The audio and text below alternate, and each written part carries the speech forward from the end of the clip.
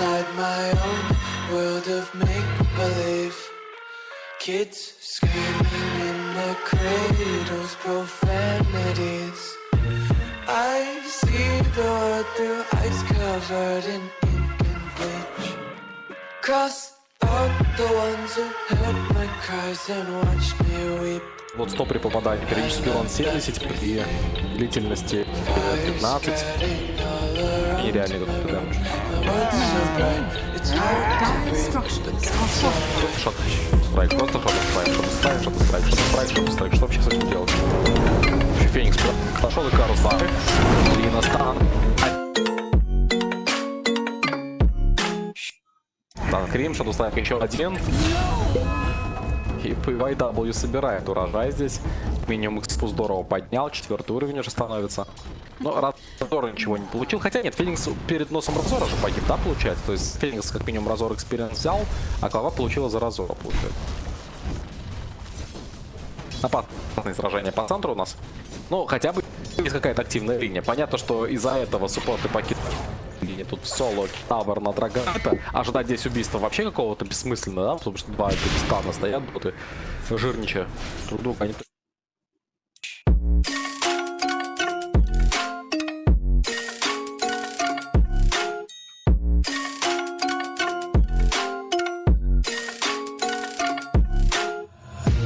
Take my eyes open to force reality. Why can't you just let me eat my weight in glee? I live inside my own world of make-believe. Kids screaming in their cradles, profanities. Some days I feel skinnier than all the other days. Sometimes I can't tell if my body belongs to me. I love everything. Fire spreading all around my room.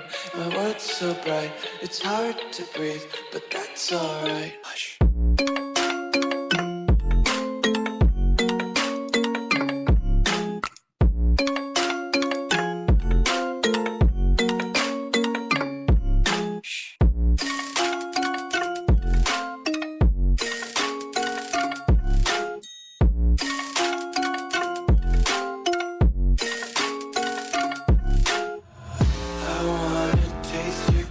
And hold your breath and feel the tension. Devils hide behind redemption. Honesty is a one-way gate to hell. I wanna taste consumption. Breathe faster to waste oxygen.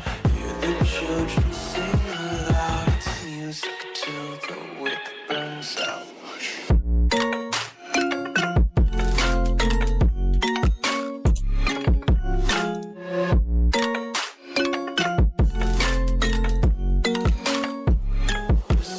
Be carefree lately, yeah. Just picking up daisies. Got 1 too many quarters in my pockets. Counting like the 4-leaf clovers in my locket. Untied laces, yeah. Just tripping on daydreams. Got dirty little lullabies playing on repeat. Might as well just ride around the nursery and count sheep.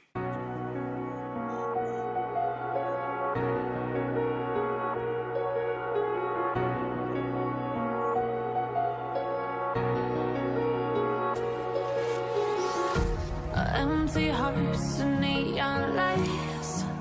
They're playing with my mind. Gotta get out of here tonight. Oh, I wanna run off and fly. And I'll tell myself it's fine to be alone. Just to find somewhere that finally feels like home. Oh, oh, oh. I hate all this overthinking. Oh, oh, oh, oh. The more I swim, the more I'm sinking. Take me to a world of silver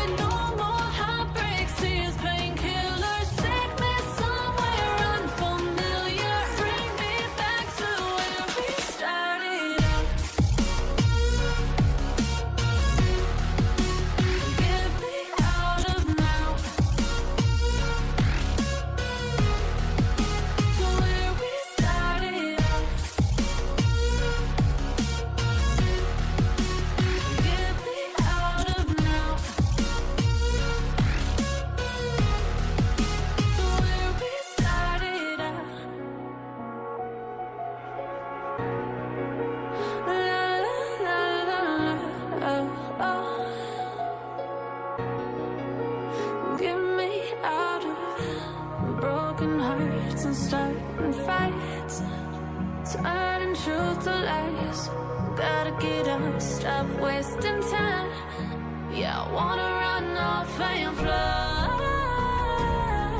And I tell myself it's fine to be alone, just to find somewhere that finally feels like home. Oh, oh, oh. I hate all this overthinking. Oh, oh, oh, oh. The more I swim, the more I'm sinking. Take me to a world of silver. No more heartbreaks, tears, painkillers. Take me somewhere unfamiliar. Bring me back to where we started out. Get me out of now, to where we started out. Get me out of now, to where we started out. Oh no,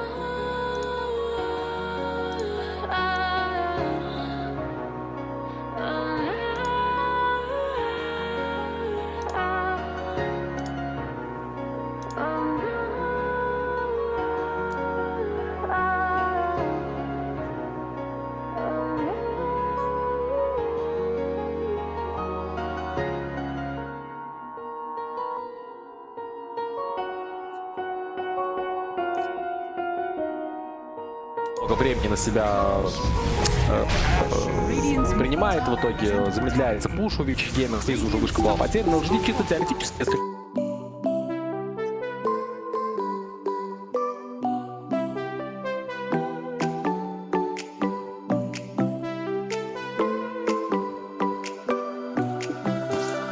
Music keeps me on alone. You got the feeling. The music keeps me singing.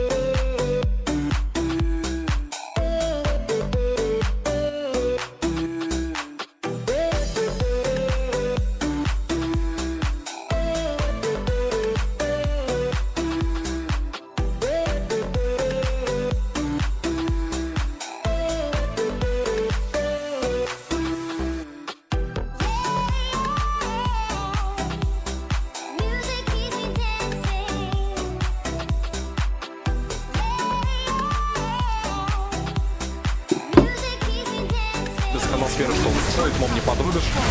И опять можно, посмотри, как же он стоечки стоит, непробиваемый.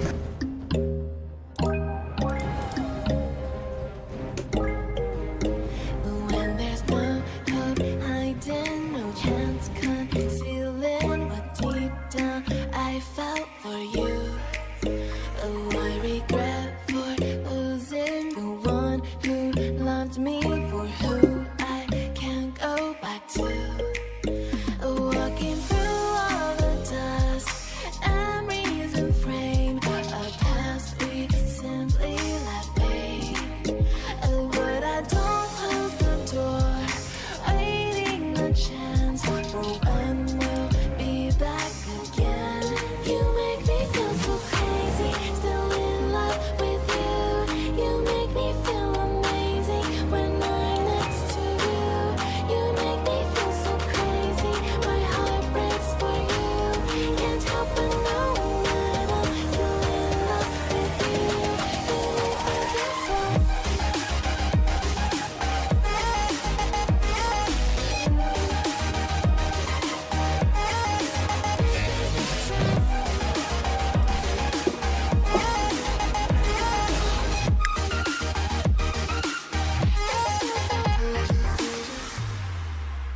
When there's no hope loving for you who saw me before I knew who I'd be. What I have around me means nothing to me if I can't share it with you. Walking through all the dust, memories and frame, a past we simply let fade. But I don't close the door, waiting a chance for when we'll.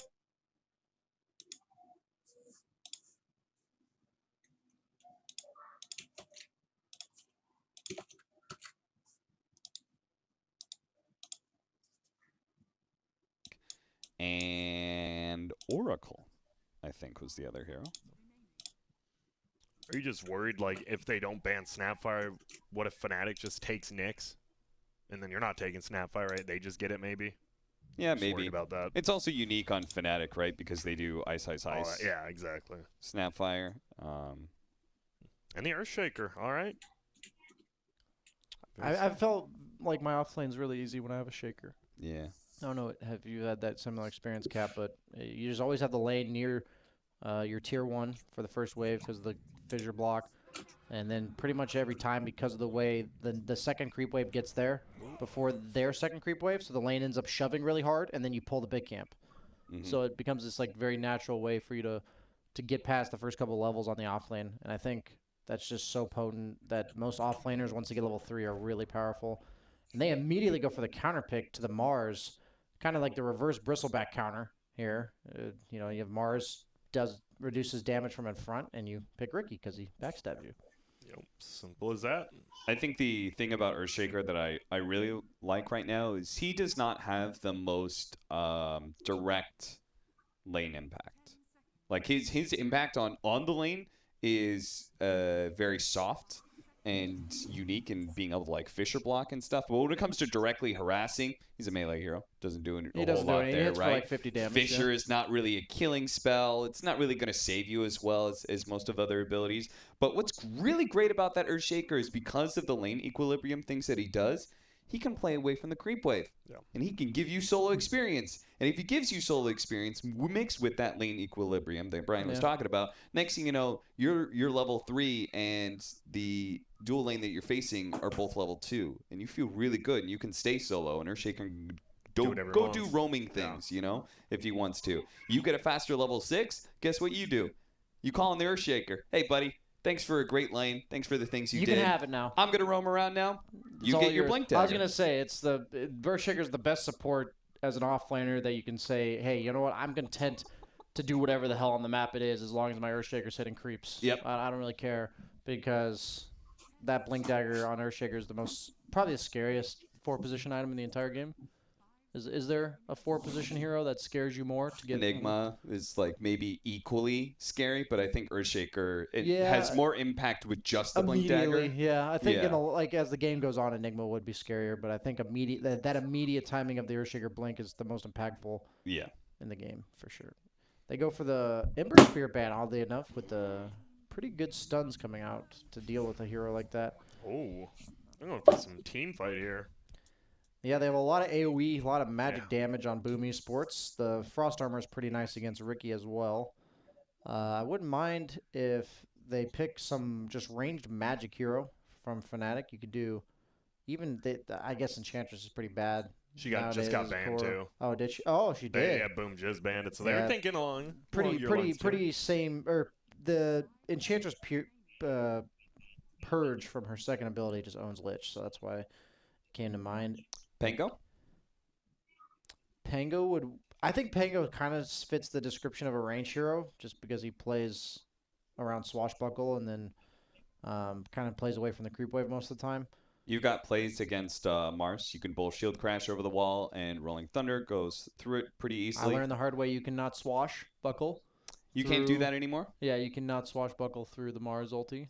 I just did it the other day and ran straight into the wall and took like 500 damage. I was like, oh. Okay, did you try the, so there's used to be a play. I'm not sure if they ever fixed it, but it used to be you could run into the wall and activate it and immediately swashbuckle afterwards. Oh, maybe. So you have to trigger the I'll shield have to check push, that out and then you can go because there's like through. a slight delay on it or something. Yeah, or what? yeah, Okay. exactly. It needs to be able to like reset. I'll have to check that one out. They take Grimstroke's really nice with Ricky.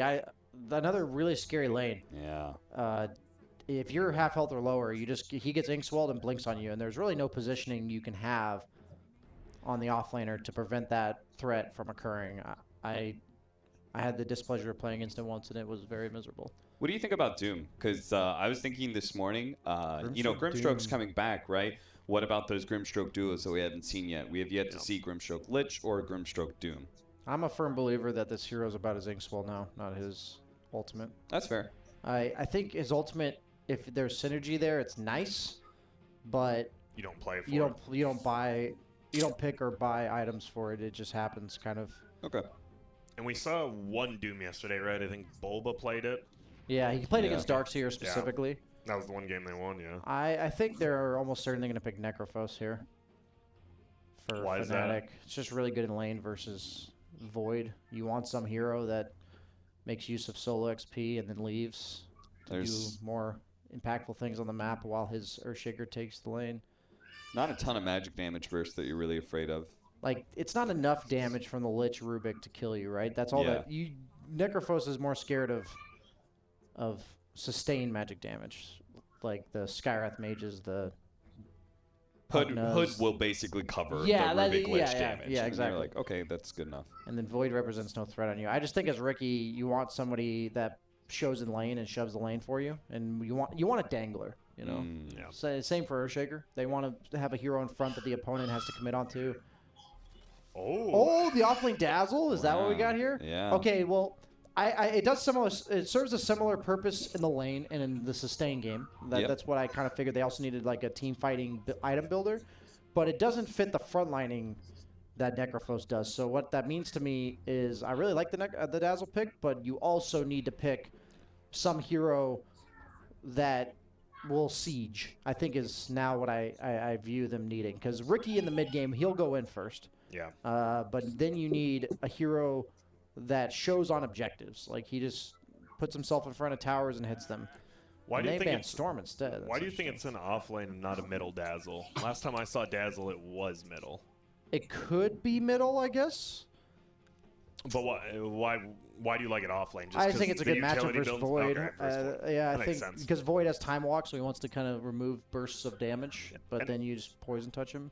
And it feels like how the draft's been going, right? We have been seeing, as you guys talked about yesterday, kind of the one-for-one counters, right? They picked a Void, you picked a Dazzle, just for that exact reason. It could be a mid dazzle, but if Depends on the Fnatic matchup. has a viable pick to make it flex, meaning that they could do a hero here like Necro. Yeah. I'm not saying Necro's good, but like that can go mid or off lane. That would be Mix it up on it. that'd be good.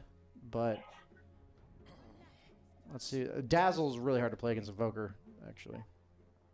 it was set up where Boom have this Mars Void. Like, they very clearly need a glass cannon range type hero that just pumps out damage. Invoker, OD, like one of those. You're not picking OD into Grimstroke, Ricky, Sure. Earthshaker.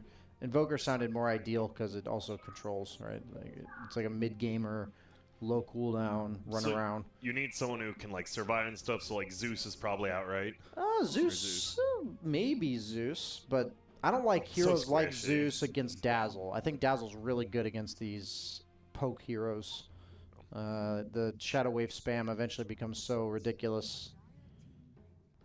And they go for the Batrider. So that's a hero that it goes in, but it's not exactly a frontliner. So my only concern for their lineup is how they end the game for Fnatic. Other than just straight up killing the opponent a bunch of times, I don't see how they end the game. Well, it sounds like what they'll probably do then. Yeah, it's probably going to be a high kill game if I have to imagine, or a very fast game where they kill them, 15 times very early and then end.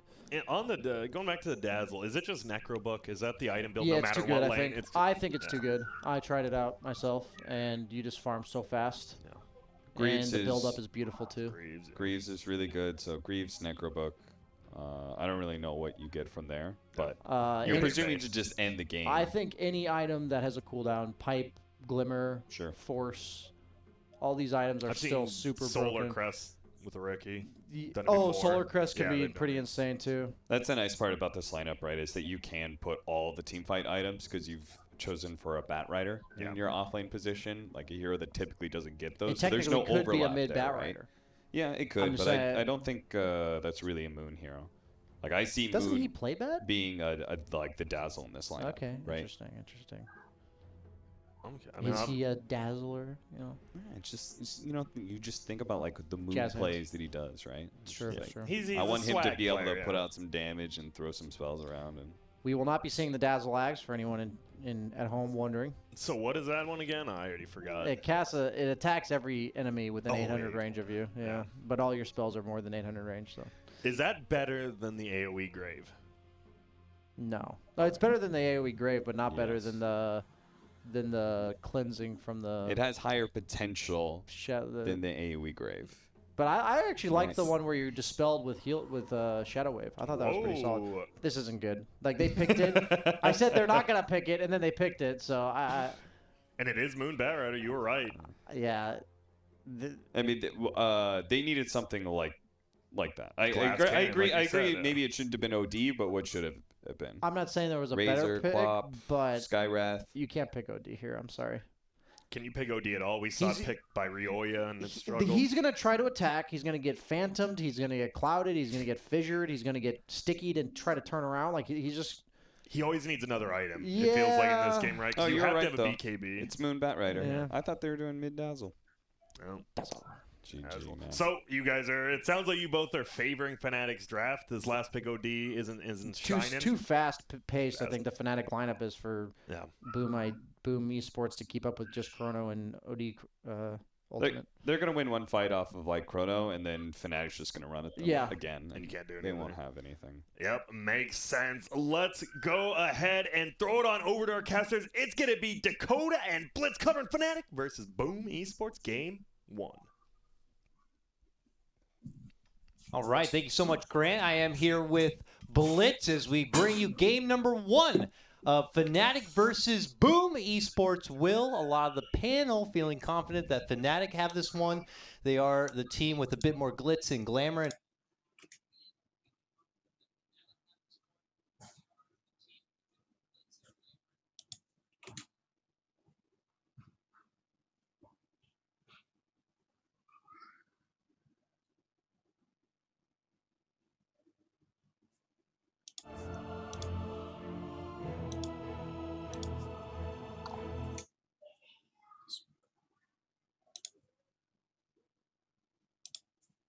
Team who has the easier way to initiate fights usually wins, and I think that this game that might be Fnatic. Now, what about scalability at all? When I look at this lineup on paper, I don't see a lot of potency in the later game. It feels like it would weigh heavily on the shoulders of the Ricky, I suppose. Is that a concern at all? And does it make Fnatic have to work against the clock, or am I thinking too much about all that? I think scalability only really matters when it comes to like the ultra late game, but what probably matters more is like how easy it is for you to get your damage out. Okay. For example, if you're playing like Razor or you're playing like Sven, one of the best late game carries, but you're against like Beastmaster, Razor plus like another stun that goes through BKB, it doesn't really matter that you can hit hard if you can't actually get your damage out. And I think in this game, at least for the early game, I think that Boom might struggle to get their damage out. Noted for sure. We'll see if that's going to be the case as things pan out. A little bit of a note right there. We saw 23 Savage trying to creep into the lower half of the map, but did not go uphill, which kind of gave Boom Esports the idea that there is a ward on that high ground. They know it's there. They'll be taking care of it soon enough, and then kind of have that freedom to roam from the bottom to the mid lane undetected. I will add one addendum. I think if this OD gets BKB at a reasonable time, I think it's going to be really hard for Fnatic to win. Absolutely. I mean, Brian was mentioning all of the potential troubles that OD could have in this game, just trying to execute all his own damage, whether it be the fissures and the stickies and the, whatever else it may be. He'll certainly have a hard time being optimized. Bottom lane is really where we're going to see a lot of the flirting, I would guess. 23 Savage, the young stunner. What are your impressions about this kid? He's like the new young starlet for the team. He's got his own stream. He's got the edgy name. Do you think he's as good as people say? Yeah, I think he's a really good player. I think he just needs experience. Edgy name? I mean, it's a little bit clowny. I think it's just a play on... I have to imagine it's a play on 21 Savage, right? The rapper. Of course. So I think it's, like, pretty funny. So if his name was Blueface or Purpleface, you'd probably be more about it? Yeah. Okay. I mean, I think if anybody named themselves after Blueface, I'd probably lose a lot of respect for them in general. Oh, but okay. Is there a name that would win your respect immediately upon reading? For me, it was Kyoto. What is it? Kyoto. Oh my gosh! Now I'm butchering it from South America. Kotaro Hayama. Kotaro Hayama. I read that name and my inner anime got real excited. I see. What about for you? Any name? What names do I really like? I like the people that played for like Magneto Gaming. What was it called? Heck yeah. Gosh. Immortal Magneto Gaming, and then they're whoever played on that team automatically is like top tier for me. That's in terms of like org names. I think that might be the best one. Absolutely. Immortal Magneto. Because that's an Gaming. official name. It's not like High Council of Wizards and Priests, which is made up by the players. Somebody thought like this would be a good idea for a name, and the one true Magneto, an immortal Magneto at that. But 23 Savage is gonna just get clicked on right now. But I think laning phase should go really well for Fnatic, and they kind of have to like leverage their lead pretty quickly. ooh, heavy damage on the FBZ, and it's enough to get it done. Ice, ice, ice on that off lane. Dazzle hits it home with that poison touch. 2 points in it now. And, the Dazzle has shifted quite a bit from his olden days of being that profile prolific 5, and now he's got this new core business about him, and so far working out pretty well in the off lane. Yeah, there's something I want to point out about Fnatic as a team, by the way. And they're pretty unique in this regard. And I'd consider them like a top 8 team. And they're really unique in the top 8 for the fact that their offlaner rarely plays like the initiator or anything like that. Like Ice Ice Ice, he plays these like Necrophoses and these Dazzles and these Pangos. And they just kind of let him chill. They want him to be a really strong core. Like they play really independently of each other. I'd say like their 3 cores play the most independently of each other out of all the top tier teams. Like for example, you see on OG, you'll see like back then Anna and Thompson used to just like 2-man run around, fight, then Seb enters. But there's nothing really like that for Fnatic. Like they're very content to just chill, farm, everybody gets something. Like nobody has to panic or anything like that. So the way to abuse them is to be able to 5-man and meet them really quickly and get good initiations off, like fast damage. But I don't know if Boom ID has that. If you allow them to set up, get a good laning phase, I feel like this team is so dangerous. Yeah, I see what you mean. And it seems like also to play to that, Fnatic will put themselves into a lineup that will always be ready to engage early. So if their opponents, like you said, want to try to 5-man and meet Fnatic earlier, Fnatic will have a lineup that can match them at that point and at least put up a fight. I wonder, though, for Ice Ice Ice, and I certainly agree with you, he is that type of offlaner. can that go against him if the meta doesn't see fit to it? You know what I mean? Whereas in other metas, maybe your players like Seb and Universe, let's say, like those big playmakers, those jump-in initiators. And when those kind of heroes really stride in the meta, you know, can Ice still hang? I think so. He can play those tides and those kind of heroes. But, you know, can he play it on the level of some of those other players? Yeah, I mean, that's always, for me anyways, that's always been one of his weaknesses is he's an excellent player, don't get me wrong, but this guy does like to play independently. It's almost like they divide the map into like 3 sections. Whenever you have a team with Ice, it just, every offlaner has like a bit of a unique style. When he gets to play like these Timbers and stuff like that, that's when he's really good. When you force him to play like these Underlords and stuff like that, you're not really seeing him shine. He is like a playmaker star, and inevitably that does mean like he's going to have his own flaws too. But in this meta, I think right now he's very good. But he is going to get soloed here, potentially. Yeah, action on both sides as they make their approach for Ice. It's also 23 Savage in the bottom lane, who could be his own demise too. Jabs, though, getting in the mix and is able to create the space. It's only going to cost Fnatic 1 casualty across the board, but we are even now 1-1. And this is part of the reason why I think Fnatic, like their 3 core style works, is because they have somebody like DJ who just roams and makes everyone's lane okay. But they are a team that relies on having a good laning phase. Absolutely. And so far, not the best laning phase to begin with. Yeah, Boom is meeting them along the way. They're not making any lane easy. I mean, we see bottom, 23 Savage is getting approached. And top lane, for the first time, it looks like Fnatic are able to really go on the offensive. It's back again onto FBZ. He just drops down the arena, knows that it's going to be trouble for him, tries to make the most out of it, but ultimately, it's the same story. This is the one lane that Fnatic have been able to really capitalize and punish. We'll check out mid lane, though. Moon is certainly doing what you would expect with a Batrider OD matchup. He's 37-14 to the OD's 23-7. Yeah, this is just a hard matchup for OD. Not the best turn rate. Like, you want to get in the lane to be able to harass out and farm.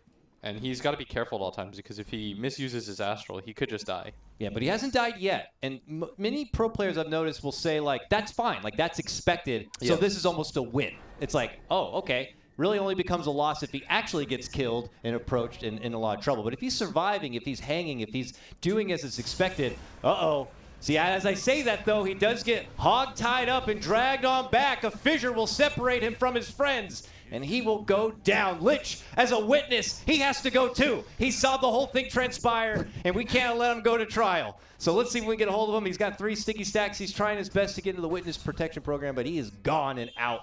4-1. Fnatic just unload on this mid lane.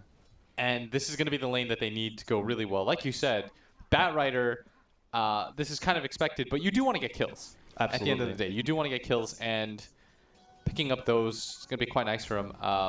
I'd imagine that he starts making his rotations up towards top, if I had to guess where he goes next. And that's exactly where he's headed. Because trouble's already afoot here. Another fissure dropped the block out. High caught on one end. FBC says, I'll defend my man. Drops the arena and takes the fight to DJ. He's taken out. Now, they chase on for FPZ, looking to get revenge for their friend. Poison touch, heals. Ice turns and walks away. He knows the job's done. Moon's there to clean it up and get that Batrider that much closer to maybe picking up that first big ticket item. It looks like the Boots of Travel is going to be that item. Yeah, still an effective item on Batrider just because he benefits from the move speed. All these heroes that like benefited from the move speed, they don't really care too much about the Boots of Travel change. What I'd like to see from Fnatic next is as soon as you take this top tower, I think 23 Savage actually rotates towards top. But I think you want to take the tower first, otherwise Ice doesn't really have a game quite yet. So I'd like them to take this tower, and they're going to dive under for this too, and FBC's coming in. Yep. Oh, This is pretty nice. I think Rubik is 100% dead. He's just burning away. He can't do anything about it. And the rest of Fnatic just pull back. But you're certainly right. They have their full focus, it looks like, on this top lane. They're not leaving until they get that tower. Yeah, so I think they grab the tower. If anything, 23 Savage coming like right now wouldn't be the worst thing in the world either. Yeah. I think if he makes the rotation down, Ice goes down towards bottom, then the Batrider can also just stay up here too and protect him by cutting waves. But 23 Savage needs a lane to farm too. Yeah, and they would end up possibly leaving the Faceless Void to do that lane all himself. But as I say that, he's already actually in the action, in the thick of it. 23 Savage will still hang on the south lane and just take the farm there, but Faceless Void will get his hands dirty, and it will allow Boom Esports to get a little bit of advantage at the top, and they hold the tower for now. I think that was kind of a weird rotation from the Void, because I don't know if he wants to necessarily be up top anymore. And I think that's why 23 Savage feels fine staying bottom, just because the Void made the first move down. Yeah. But the focus now should be towards the mid tower for Fnatic, and the focus for Boom ID. When you lose that safe lane tower first, Dakota, it automatically means you have to play in like defensive mode, which means going for like smoke ganks and stuff not really going to work too bad, work too well. Like if anything, you just send all your supports near that mid area. Lots of action potentially breaking out here as it's close to that 10-minute mark, and outposts are for the taking here. Lasso pullback, and the Faceless Void is forced to chrono defensively to make it out. In the meantime, it's Makoto getting the takedown of 23 Savage down below. Yeah, and that's exactly why I wanted to see 23 Savage head towards top. There's nothing for him in this area. Like even getting the Lich kill doesn't really do too much for him. But if he's top, maybe they get the kill on the Faceless Void when Moon gets a jump. And we'll see if he ultimately heads that way on his return now. Rest of the team. Yeah, now he makes the move. Yep. And I think this move was like a minute or two too late. And I think he realized that, and he's like, okay. So now what ends up happening is, I think Ice probably shoves in one more wave, and then I think he pops his Necro Books and goes mid. Would be the play. I guess because he has a catapult here, he's going to go for this, but they could just TP in and try to fight this. Oh, he thought about killing it. Very touch and go here as Ice dances with the Void behind the tower, forces him to use the walk and step out. The rest of Fnatic kind of converging to this lane with the exception of the Bat Rider who is down here. They have to go mid, I would and imagine. they're going to come in now. Just as the Bat Rider gets pulled into trouble, the Fisher's there from the outside, but reinforcements come a little too late if they were hoping to bail out the Bat. Do they still want to fight this? 23 Savage jumps in, and then they immediately pull off. Now the arena going to be dropped on the jabs to separate him from the rest of the pack. They swarm him. He gets hit with the Grave. They're trying to bail him out, but you know they're short on firepower here. DJ maybe trying to creep in, look for an opportunity to go for the slam, but no opportunities there. They do manage to creep down the kill onto the Lich. 23 Savage narrowly going to get taken apart. Has to blink away from the trouble. Ice. Stepping back in. Trying to help out his comrade here. And they keep dancing in and out and in and out. They will get Hyde. Fnatic really making the most of this. Yeah, Boom's getting outplayed right now. Very awkward. Boom just not comfortable fully committing Void is towards dead. the high ground. Pops the time walk, not nearly far away enough, but oh, he's actually okay. Firefly does run out, and they might look for Ooh, haste rune. turn FBZ. here. This would be a pretty big kill because Moon just respawned. Oh, He's they trying to look tie for the him angle on up. the spear. Oh, and he he missed misses. it. He missed it. And now he's got to use the rest of that haste rune to run away. Unfortunate. Ice does take mid now. And 23 Savage is going to try to poke around this area. Once he gets his defusal, I'd imagine he wants to start playing deeper towards mid and the triangle, and his team can make their way up. But like we said, all three cores playing apart from each other. And the Boots of Travel allows this to Dakota because they have really deep outpost control, so their teammates can get in at a moment's notice, so they don't have to stand too close to each other. It's really feeling like for Boom, they are stuck together here in that Yeah. buddy-buddy system. Let's see if they can change things up a bit. I think they have a smoke here, right? Yeah, they got a smoke. Probably need to check out the area first to be sure they're not going to do it under the watchful eye of, well, there is a ward here on the high ground. This is the problem with playing against like Batright or Ricky, is you don't feel comfortable playing on any of the lanes. Right, You yeah. feel like you're going to get grabbed or somebody's going to get jumped, and so you're naturally going to cluster together, and this is where Fnatic excels, is they out-efficiency you, and then in about like 5 minutes, they'll just take every fight because they know they're 6-7K gold ahead of you.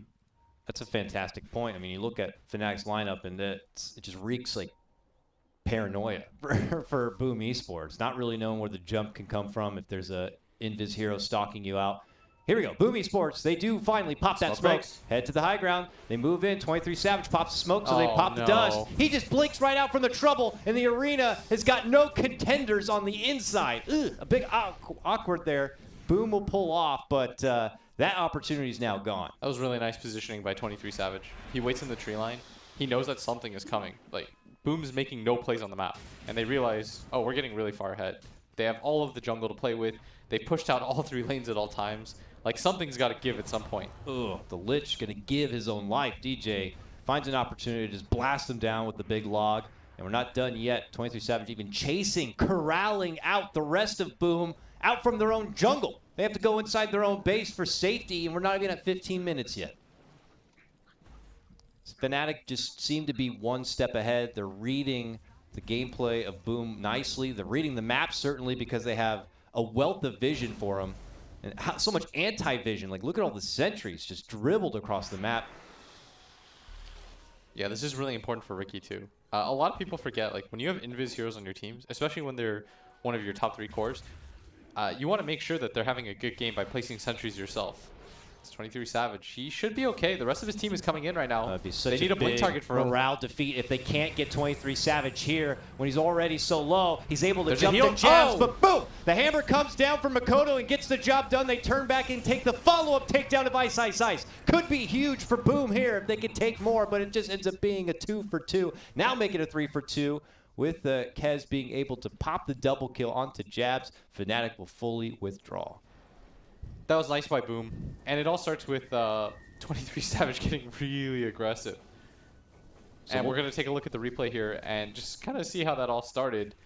You see up atop, they get the jump on him. And the issue with getting caught this far is it forces your entire backline to become your front line. Like, everyone moves forward. They all know how this fight's going to look. And a very nice ulti from Makoto.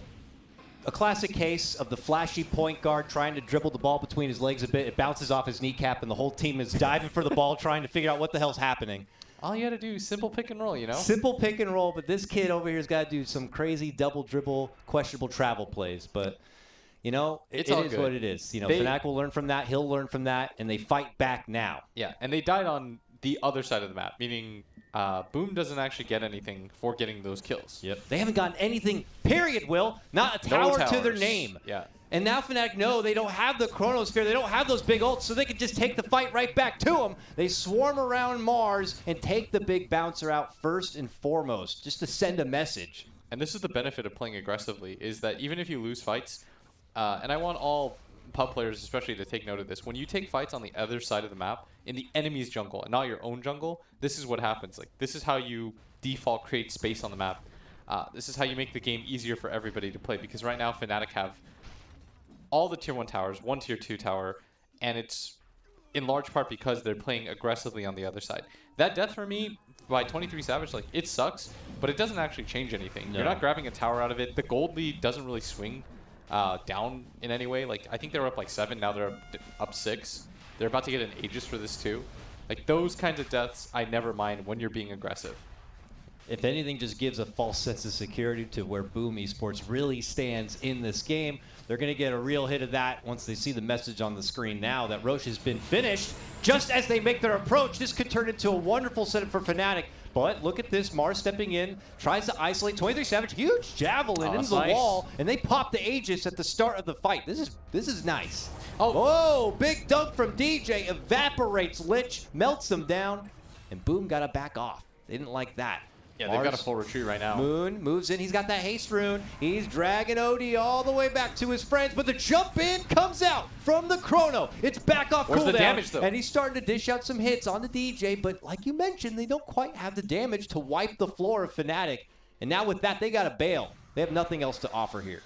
That wasn't terrible for Boom at all. They did get the Aegis out of the way immediately. They killed the Earthshaker. They lose 2, which sucks, of course, but I mean, they were already pretty far behind. So getting any sort of trade, not allowing Fnatic to just use the Aegis to push, I think is okay considering the circumstances. Again, though, it would be that much better if it's fights that can turn into objectives or turn into just at least +1s to help out your economy a bit, because, you know, it feels like at the end of the day, Fnatic are still trading evenly on the fight enough to still feel confident to push across the map and get things done. They only have, let me see, 2 more tier 2s remain for Fnatic to kind of finish things off and push things forward. But coming into this game, a lot of questions were about Fnatic's lineup and the scalability and the late game. Do you have any new thoughts on that now? I mean, certainly it still feels like it's all Fnatic, but is that clock there at all? Like, if they can't get this done for some reason by like 25, 30 minutes. I think they need more than that. Yeah. I think it's when OD gets items. Like, I think when the OD gets items, they can win. He's like the real true one position in this game. The Void is just going to set up for him. But they need the OD hitting things. Like, as soon as he gets nabbed and he doesn't get to get any damage out, then the Riki gets on top of him. What is he going to do? He really needs a BKB for them to be able to win the team fight. They do have that queued up next, but he's got to somehow farm that. And really, where out there can you even farm right now? Yeah. Fnatic are still hanging out in their turf. That's taking why away everything. I didn't want to give you like an exact time when you were like, how long? It's like, well, how long will it take them to farm a BKB? They could potentially just win a fight, take 2 towers. It's true. Then they could get it in the next like 4 minutes. And that would be excellent. But they could also just lose the next 4 fights, and even though it's like 25 minutes, he'd have like an Ogre Axe. Does feel pretty dependent on Fnatic to play a much more passive game now moving forward. And, not trying to take any more risks or try to take the match to Boom, but I just don't foresee that at all happening. Fnatic still taking it to Boom as we see them pluck away all the fresh wards they just planted on the south part of this map. And now I imagine they're going to head north immediately. Necrobook 3, especially on an offlaner, you just get a free gem essentially. Yep. And they see each other. Who's going to make that first move? It's a jump in from FBZ. Gets a nice arena to try to separate DJ Fnatic. dodges. They make the move in for Bat. DJ is swinging around, dancing with the Mars as best he can. Moon makes it to the low ground, and now the Mars is isolated from the rest of the pack. Him and Rubik gonna be the first set to fall. They still have battle Boom team. have to run back inside. I mean, still have no chrono for 20 seconds. Fnatic could easily take this tier 2. Thought DJ was gonna die, as now the odds reflect probably what the game really looks like. For sure. 1-7 right now. That's... I don't know if I would take those odds. Maybe if it was like 1-12, I might. But as it stands right now, not catch me on that. On the Boom ID. Not even in Vegas, and 4 drinks deep. It would be too hard. You're mid lane though, Fnatic, not pulling off the pedal. Lich can't even feel comfortable trying to make it to the high ground to drop a safety ward or any sort of safety net defensively. Rubik tiptoes outside and immediately pays the price. You got to have a friend if you want to walk out there, buddy. It's too dangerous. He is not utilizing the buddy system right now. Certainly not. No holding hands at the present. It's like, in kindergarten where all the kids have the rope attached to themselves and they just drag one kid and they all come along. They need that. They need that rope. But without that safety net, they're just cowering inside and have to just hand over the little bits of lane farm available to the Void and to the OD. But even as you see the Mars trying to creep out the front door to be like, is it safe, guys? No, they'll tie you up by the neck and throw you outside. Moon is vicious. That is...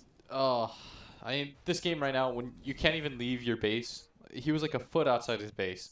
He just gets jumped on and Boom just has to watch it happen. Nobody else wants to get caught. Yeah, you're getting caught from a Bat, get caught out from a Riki. And now you have stuff like the blinking DJ Earthshaker and company to go along with it. This nowhere feels safe. Boomer splitting themselves around a bit right now, but it's Fnatic who just have full control. And they're just going to, as we say, tighten their grip. Here we go. 2-on-1 opportunity for Boom at the top lane. It's worth it. All right, get it. Got to get that morale somehow. Boom. 100% worth. Oh no, Hyde has found a little book friend. It's life.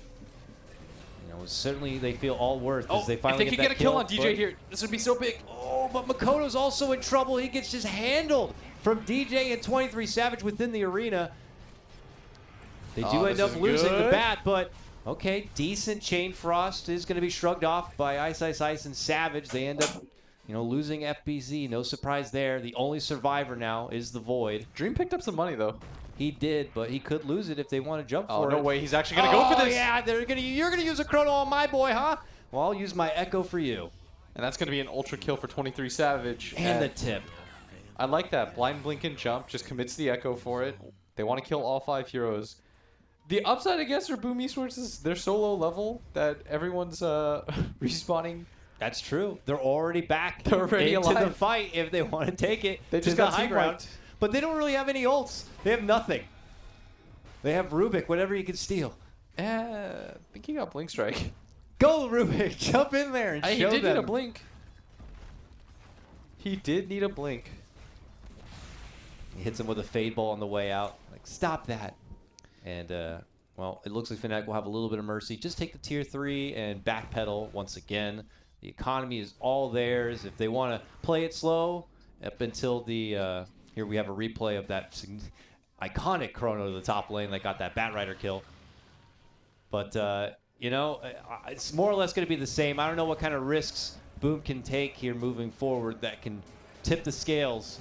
But we are now pushing up to a 20K net worth advantage after that fight. And here, possibly, Fnatic could be moving in for the death blow. Here comes the Centaur. The smoke is there. They lead it off with the fissure, the bump back of Mars, the Lich Just let the also Lich under live. pressure. Just let him live. No, he saw the whole thing, Will. He's got to go. We can't have witnesses. You remember. They chase forward. Fnatic into the high ground. They're looking to close things out. But, oh, careful here. Batrider in trouble. Gets the hammer. Gets healed up. He's going to be just fine. Gets Makoto, real low, but...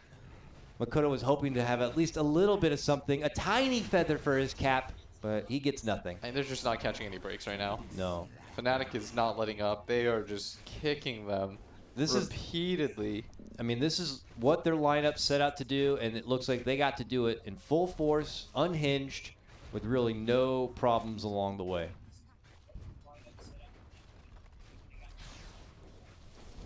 Void does have the ulti, and he may not get to use it here. His faceless head gets wrapped up, pulled he's back, so deep and in it. he is gone. Minute, no buyback. This is probably the final hurrah here. Make the most of it for what you Two-man echo. will. DJ drops it down, catches the both of them, and Boom are scrabbling back to the base. FPZ though. this is actually not that bad for Boom. You know, they're forcing him to stay back. They're shoving him inside. You want to fight in our house? You got to take us all out. They're actually going to pick up some kills with this. This could be something. I don't know what, but What does it Certainly give a 'em? thing. A gem, you know, for Lich now means that they can move outside the front door. they need vision so bad, and they have no idea where any of the vision is. This is the downside of being crowded so hard in your base. Everyone always talks about like, oh well, you know, if you have the better late game, hold high ground, but even if you get kills, you can't really go anywhere because you're not really sure where you're being seen, and you don't want to just take a fight outside your base. That's ill-advised. So you want to get your own vision out as soon as you possibly can. And whenever you're playing against like gems or necro 3s, these kinds of wards are always the scariest to place. Whenever you place like low ground wards, they're gonna die, Dakota. They'll die every time. For now, at least they're able to get their jungle back for a little bit of side farm and the outpost. Fnatic still recouping from their diving in the bottom lane. 23 Savage now back into action. They will probably come together again as a team, and who knows, maybe have another smoke push. Oh, Greaves, a nice pickup for Fnatic. Could help in case they get a little overzealous at times. Ice can be the paramedic. But, you know, whenever Fnatic come together as 5 and try to take it to Boom, it seems like it is going to be Fnatic's fight. 9 out of 10 times. Or is that even being too nice? Is it more 10 out of 10 if they take 5 on 5s? I like that. You need just a hell of a chrono setup. Your OD needs to really just go. He needs to unhinged. hit like finally 10 got his times in a BKB. fight, yeah. He's got his BKB. This This is coming is it. soon. This is the final hurrah. There's no point in saving for buyback. What is that going to do for you? No, You'll die twice. Yeah. So you might as well just buy your BKB, see what one ideal fight looks like, give it to me. Give me the double BKB cores. This is what they needed. The only thing that goes through BKB, damage-wise, is they have some right clicks like the Ricky. But aside from that, like a lot of their damage is magic. They have a central point now to fight around. Oh. It could be for the Roche. Ooh, they spot Savage. Did you and see that? They shove him away. It like leapt him above. Shoved him right over the cliff wall and into Roche pit. I think that might have been like their opportunity, and instead Instead, they get ice frogged, and he's inside the Roche pit.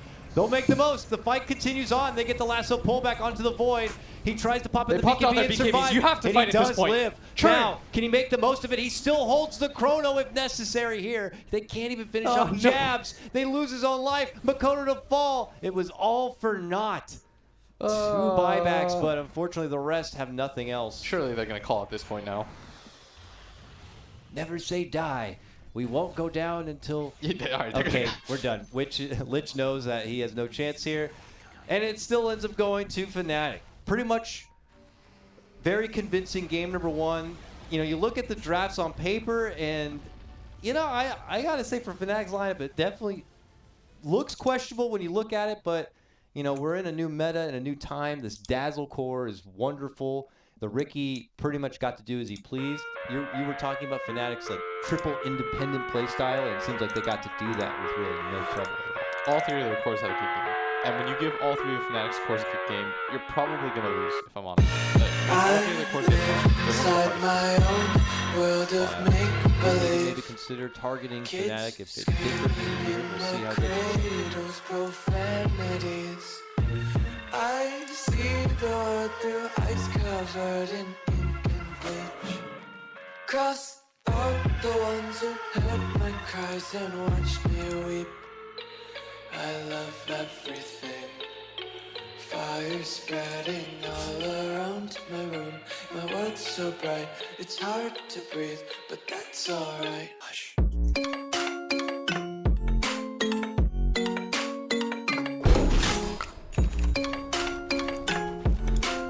Or lose 3 in the process. I think that's a fair trade.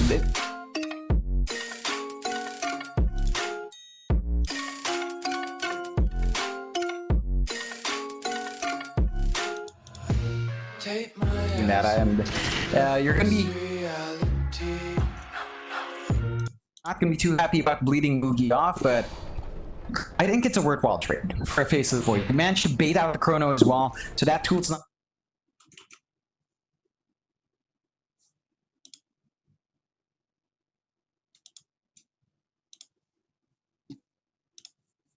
A bit dangerous in that jungle. They don't really have the best vision. IG, with a superior vision in that fire side jungle, could take advantage of this, but again, without the Chronosphere, probably going to play a bit safer on IG side. Yeah. You've got AQ there with the butterfly now, so he wants to try and make some more emo double. Pain's coming up, Mystic clear onto AQ. He's forced to BKB, but they'll just run it away. You waste another BKB charge of TA. That was actually her 9-second charge that was just used up. For a TA, every charge matters. Like, if you're not finding huge kills with those BKB charges, it is quite detrimental. Yeah, and IG, they take this chance to smoke up. Still no Chrono, they've got the duel.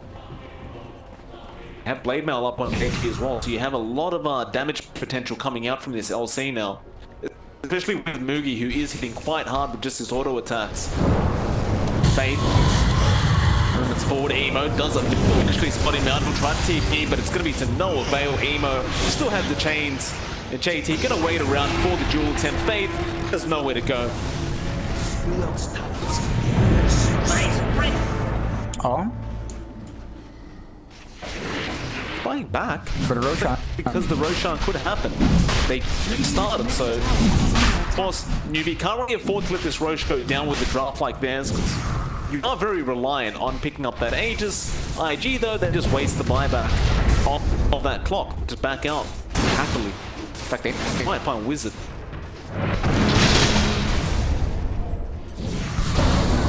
Passive shot. Ancient Seal. Life does have the Chrono, but just not willing to commit yet. I think they're just going to probably hold on to that for the next Roshan fight. JT, shot Fade, barely misses. Probably lucky he did as well, because the rest of the IG side was right behind him. JT looking for a duel. YG would be a fantastic one, and he has a gem as well. Mystic Flare, but he's copying a lot of damage right now from AQ, and now the Chrono.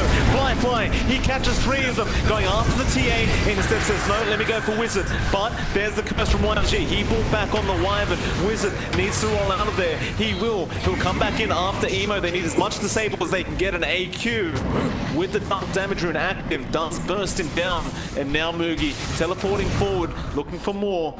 They'd love this void, and Mugi will spot him out.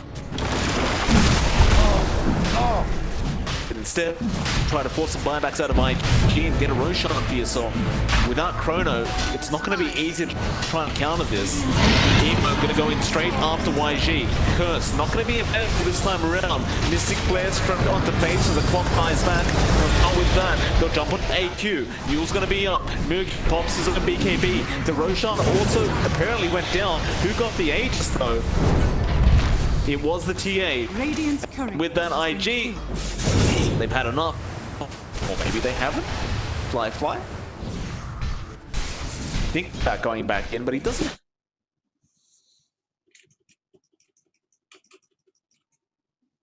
Round out Chrono, and you know, right now Fly has to really choose his targets right. He has to grab 2 fleet saving graces that Mugi has to grab YC, and has to grab Mugi in. When you don't catch that Nature's Prophet, we saw it in the last fight, Sprout stopped you from attacking people because they're protected by trees. At this point, you're not carrying around a Fallen Blade. You didn't go for a Battle Fury, of course, so you have no way of breaking those trees. And Mugi saved AQ, which turned out for New B, just by putting that Sprout under the Chronosphere. So you've got to really walk out now with that Chrono. If you're, and you know, make sure you hit the right target, because once you're caught down like that, you waste a really big spell that you're relying on for these team fights. It's very true. Such a simple thing, but you know, Sprout, you wouldn't think it'd be that detrimental in this stage of the game, but apparently it is. Mugi just spotting out that Quelling Blade wasn't there any longer, and now the smoke's immediately broken on Emo. AQ waiting in the tunnel, and Emo gonna get stunned up. Still, he will slide a fist away, but there is a hook shot there onto JT. Blade mail pop. They're still going flying. He has Chrono in 9 seconds, but JT is falling way too quick, and he does go down, as well as that Kaka and Emo being lost. And now the curse. They find Ollie on the Ogre. Newbie looking to go forward again. Fly, he has the Chrono, but he knows he can't fight this. So Ollie understands he's just gonna die. They rush down to the bot tier 3. You do have 2 buybacks available on IG. There's the first one. Radiant's bottom tower is under attack. Ollie just holding out on the Ogre. Fly standing behind with the Chrono. They're going to go for the T4's Newbie. They can't afford to wait with this draft. Straight in. There's one T4 gone. Ollie, he has pulled back. You have Kaka in about 9 seconds. They're just going to buy as much time as possible. Look at this Void. He's just wasting and kiting this time on Newbie. Chrono's still up, but now the Ancient's going down. LC jumped in with the Jewel with the Blade Mail. Now the Chrono. He's caught 3 of them with the Mystic Flare. There goes Fate. Ancient goes exposed. AQ surviving, taking down JT through the Jewel, and now the Ancient. It's not going to survive. Newbie. Oh man, IG. They tried hard in that last fight. They got the duel onto AQ. They throw the Chrono onto 3 heroes. It's not enough. You know, they have to split their focus there. And UB, off the back of one fight, going into those tier 3s, into that Rax, straight for the tier 4s, understanding how to finish up a game and turning those odds around. IG, they did not look like the favorites in the past 2 games in UB, but a really surprising performance does pull ahead 2-0.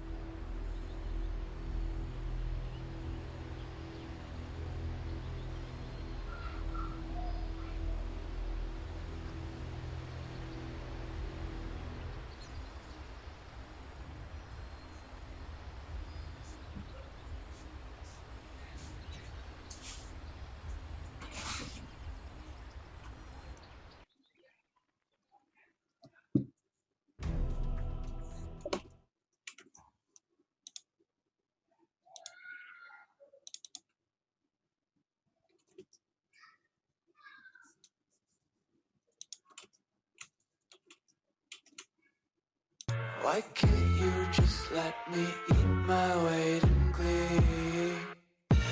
I live inside my own world of make-believe. Kids screaming in their cradles, profanities. Some days I feel skinnier than all the other days. Sometimes I can't tell if my body belongs to me. I love everything. Fire spreading all around my room.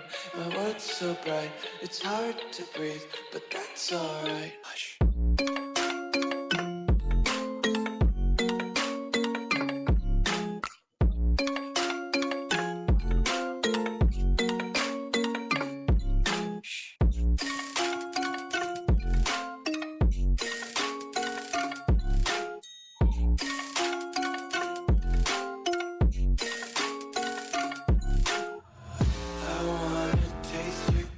Hold your breath and feel the tension. Devils hide behind redemption. Honesty is a one-way gate to hell. I wanna taste consumption. Breathe faster to waste oxygen. Hear the children sing aloud. It's music till the wick burns out.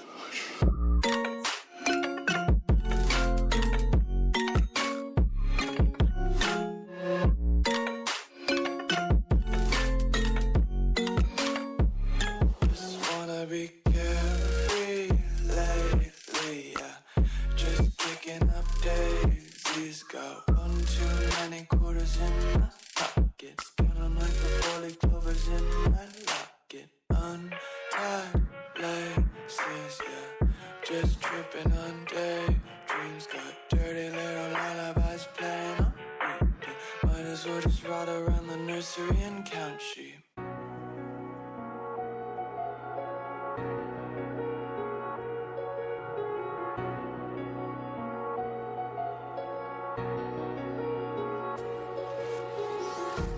Empty hearts and neon lights.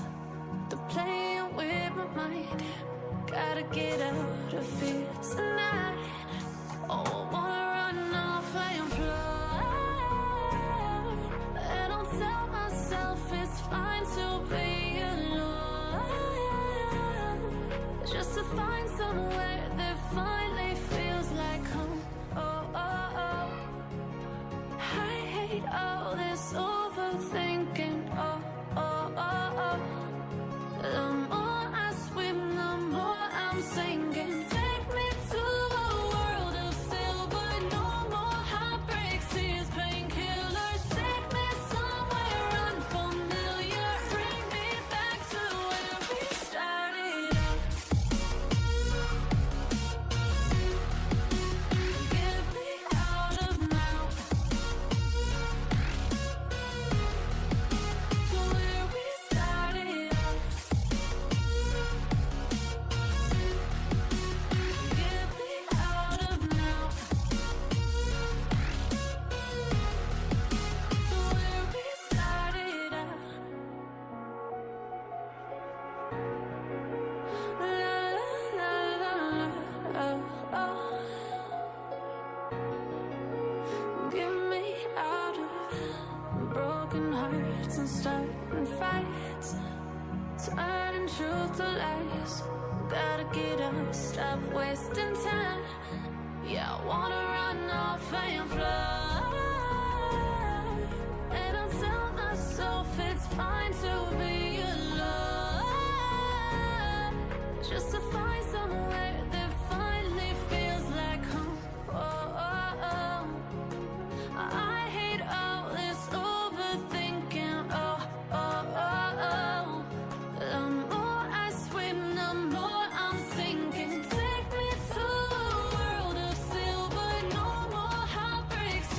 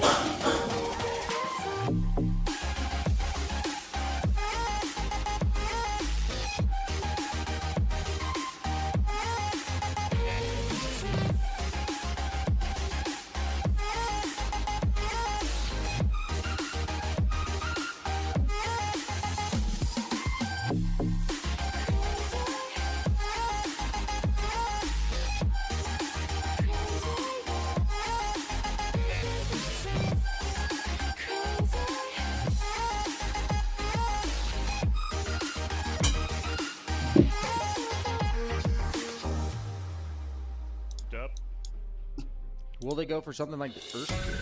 I think any insta-cast silence is usually really strong. So why did I mean Nyx Assassin has like Rubik, right? Yeah. Yep. We try. Nyx Assassin hasn't really changed that much, right? Like over the years. So why is it seeing more play now? Like it still doesn't have the greatest laning phase, right? I mean, he has good base regen. I think the and pure armor, damage but... on Vendetta was a huge buff. Okay. They straight up went from physical to pure and pretty much They didn't touch the damage. They didn't touch.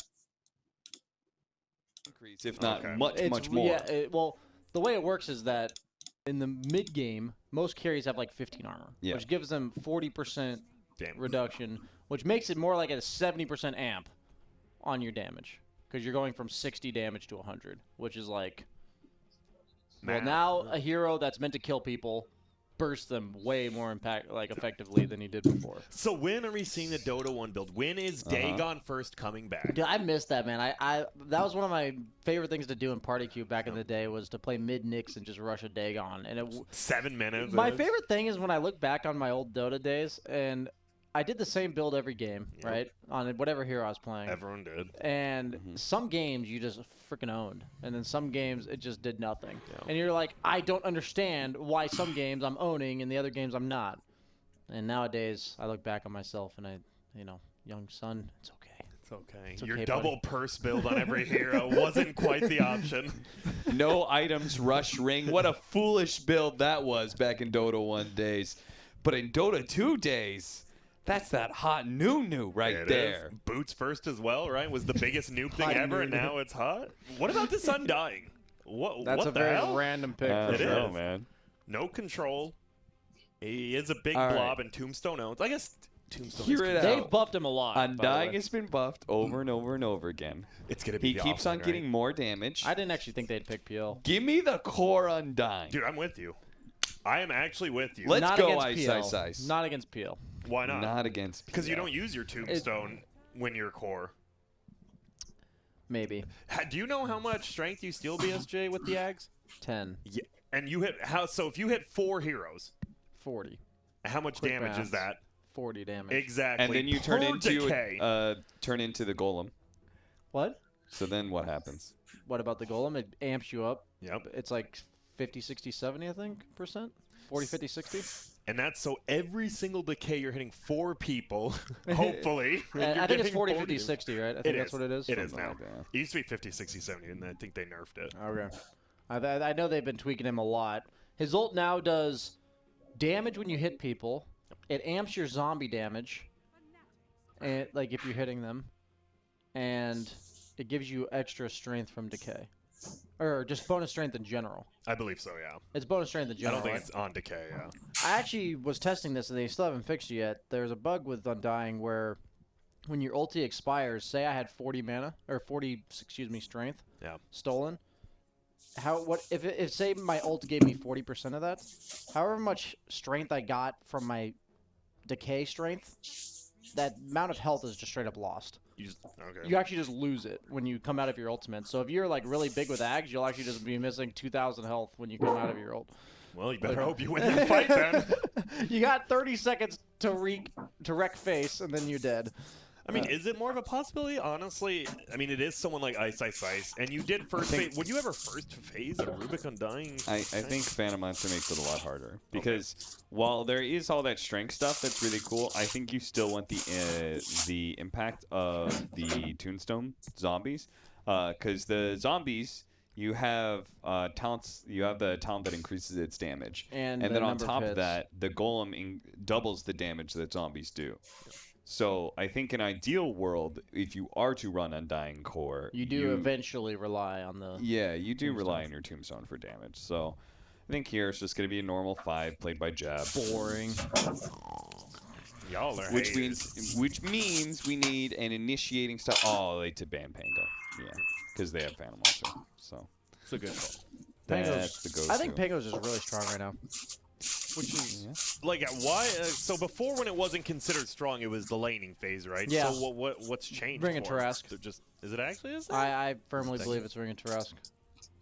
I think him and Terrorblade are the two single best beneficiaries of Ring of Tarrasque. I mean, he's one of the few agility offlaners as well. And I Yeah. think agility heroes in general are making better use of regen all these regen buffs. True. So your higher armor, you take less damage per hit. Your regen is more effective there. Pango used to kind of just he would use Swash, and then for the next 15 seconds, you just hit him. And he can't do it. And then he can't do anything about it. But now he gets health regen and sustains, and then... And it's a very fine line, because as soon as Pango feels okay with you hitting him, then he hits back. And in which case, you're just going to take a lot You less end up damage. never winning the trade, yeah. Yeah, then you get disarmed. Well, you know, instead of him running away and taking 4 hits, now he's man-fighting you and only taking 2. Yeah. And you get people tend to forget that disarm does minus armor as well. So he does hit pretty hard when he disarms you. So they do go for the AA. A little bit weird to me versus the Ember specifically, but it does go well with Nyx. AA Nyx has been a very classic support duo. You have the Nyx scout out, you know, lock somebody down. AA blasts them. Nice kill combo from Yeah. supports. Oh, BSJ! Yes! Dude, it's actually legit.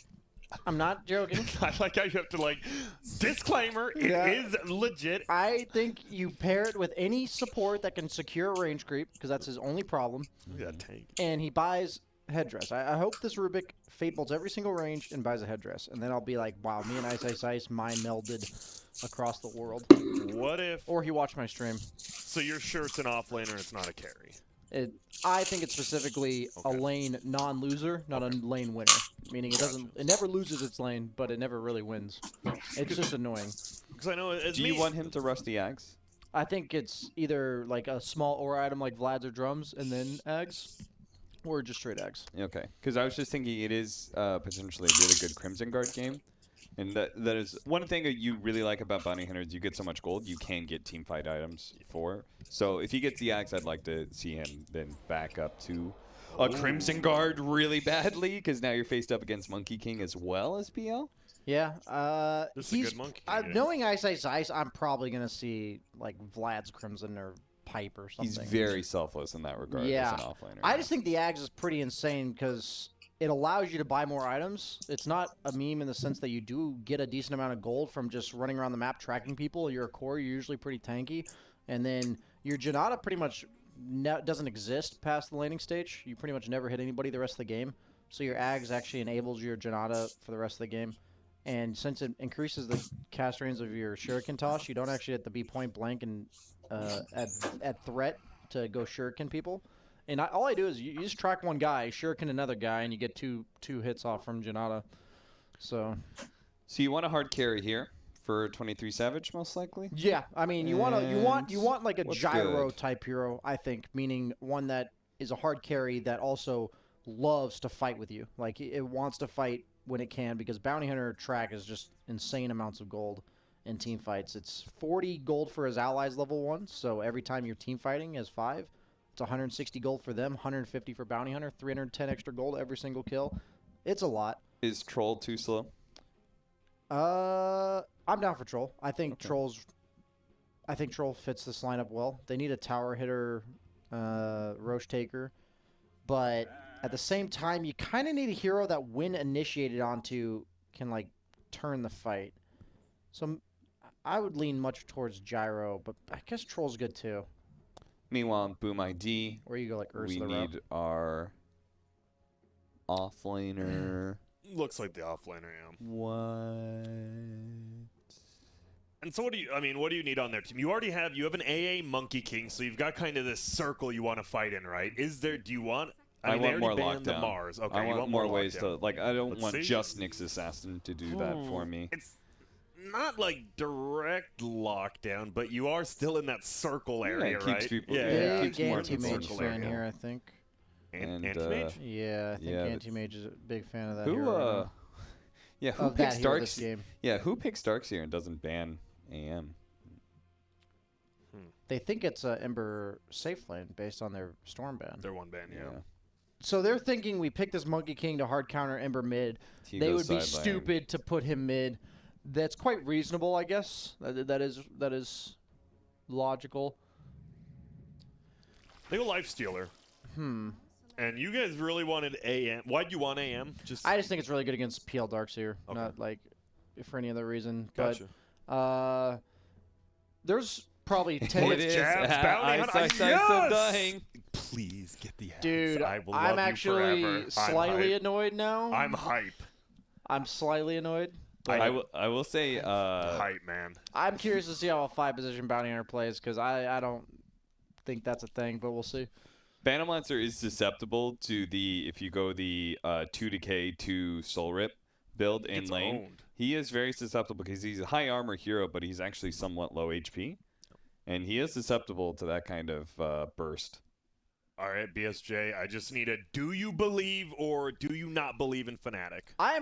I believe, and I'm looking forward to seeing this game. This is an interesting draft. Cap? I believe. Okay, we've got a lot of belief in this off-lane Undying. It has been maybe never since we've seen it. Who better to talk about it than Dakota and Blitz? Wow, thank you so much, Grant. Incredibly gracious about you and your hosting and your fantastic throws there. I'm here with Will as we get into game number 2 of Boom Esports versus Fnatic. Will, this is a very intriguing draft. Lots of funny things going on. I'm very curious where the odds have it, and sure enough, they are favoring Fnatic. I feel like, it's easy to favor Fnatic. They're a more experienced team. They got a lot, and clearly these lineups are unorthodox, but they're making them work. Now, what about this one? I don't see how Fnatic can win. I feel like I'm envisioning how the lanes look, and I think this monkey is gonna crush this Ember, or he should. And then after that, I don't know how this Lifestealer is gonna kill anybody because he has 1 stun on his team. He has technically 2. He's got Rubik Lift and chains. We're not counting Bounty Hunter Shuriken. So he's got 2 stuns on his team, and there's a Darkseer on the other side that's just going to reset every fight with Surge. Mm-hmm. So I feel like unless Fnatic just completely rolls the early game, which I feel like they're going to struggle with considering, again, the Monkey versus Ember matchup is so Monkey favored.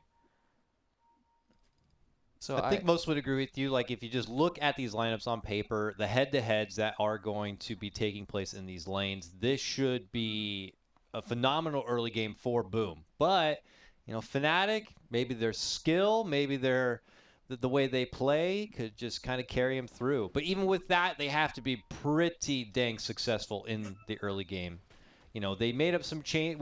I was with Brian. I was kind of expecting this was going to be an ice off-lane bounty hunter, and then have the Undying being more of his typical role. So I got to get your thoughts on this.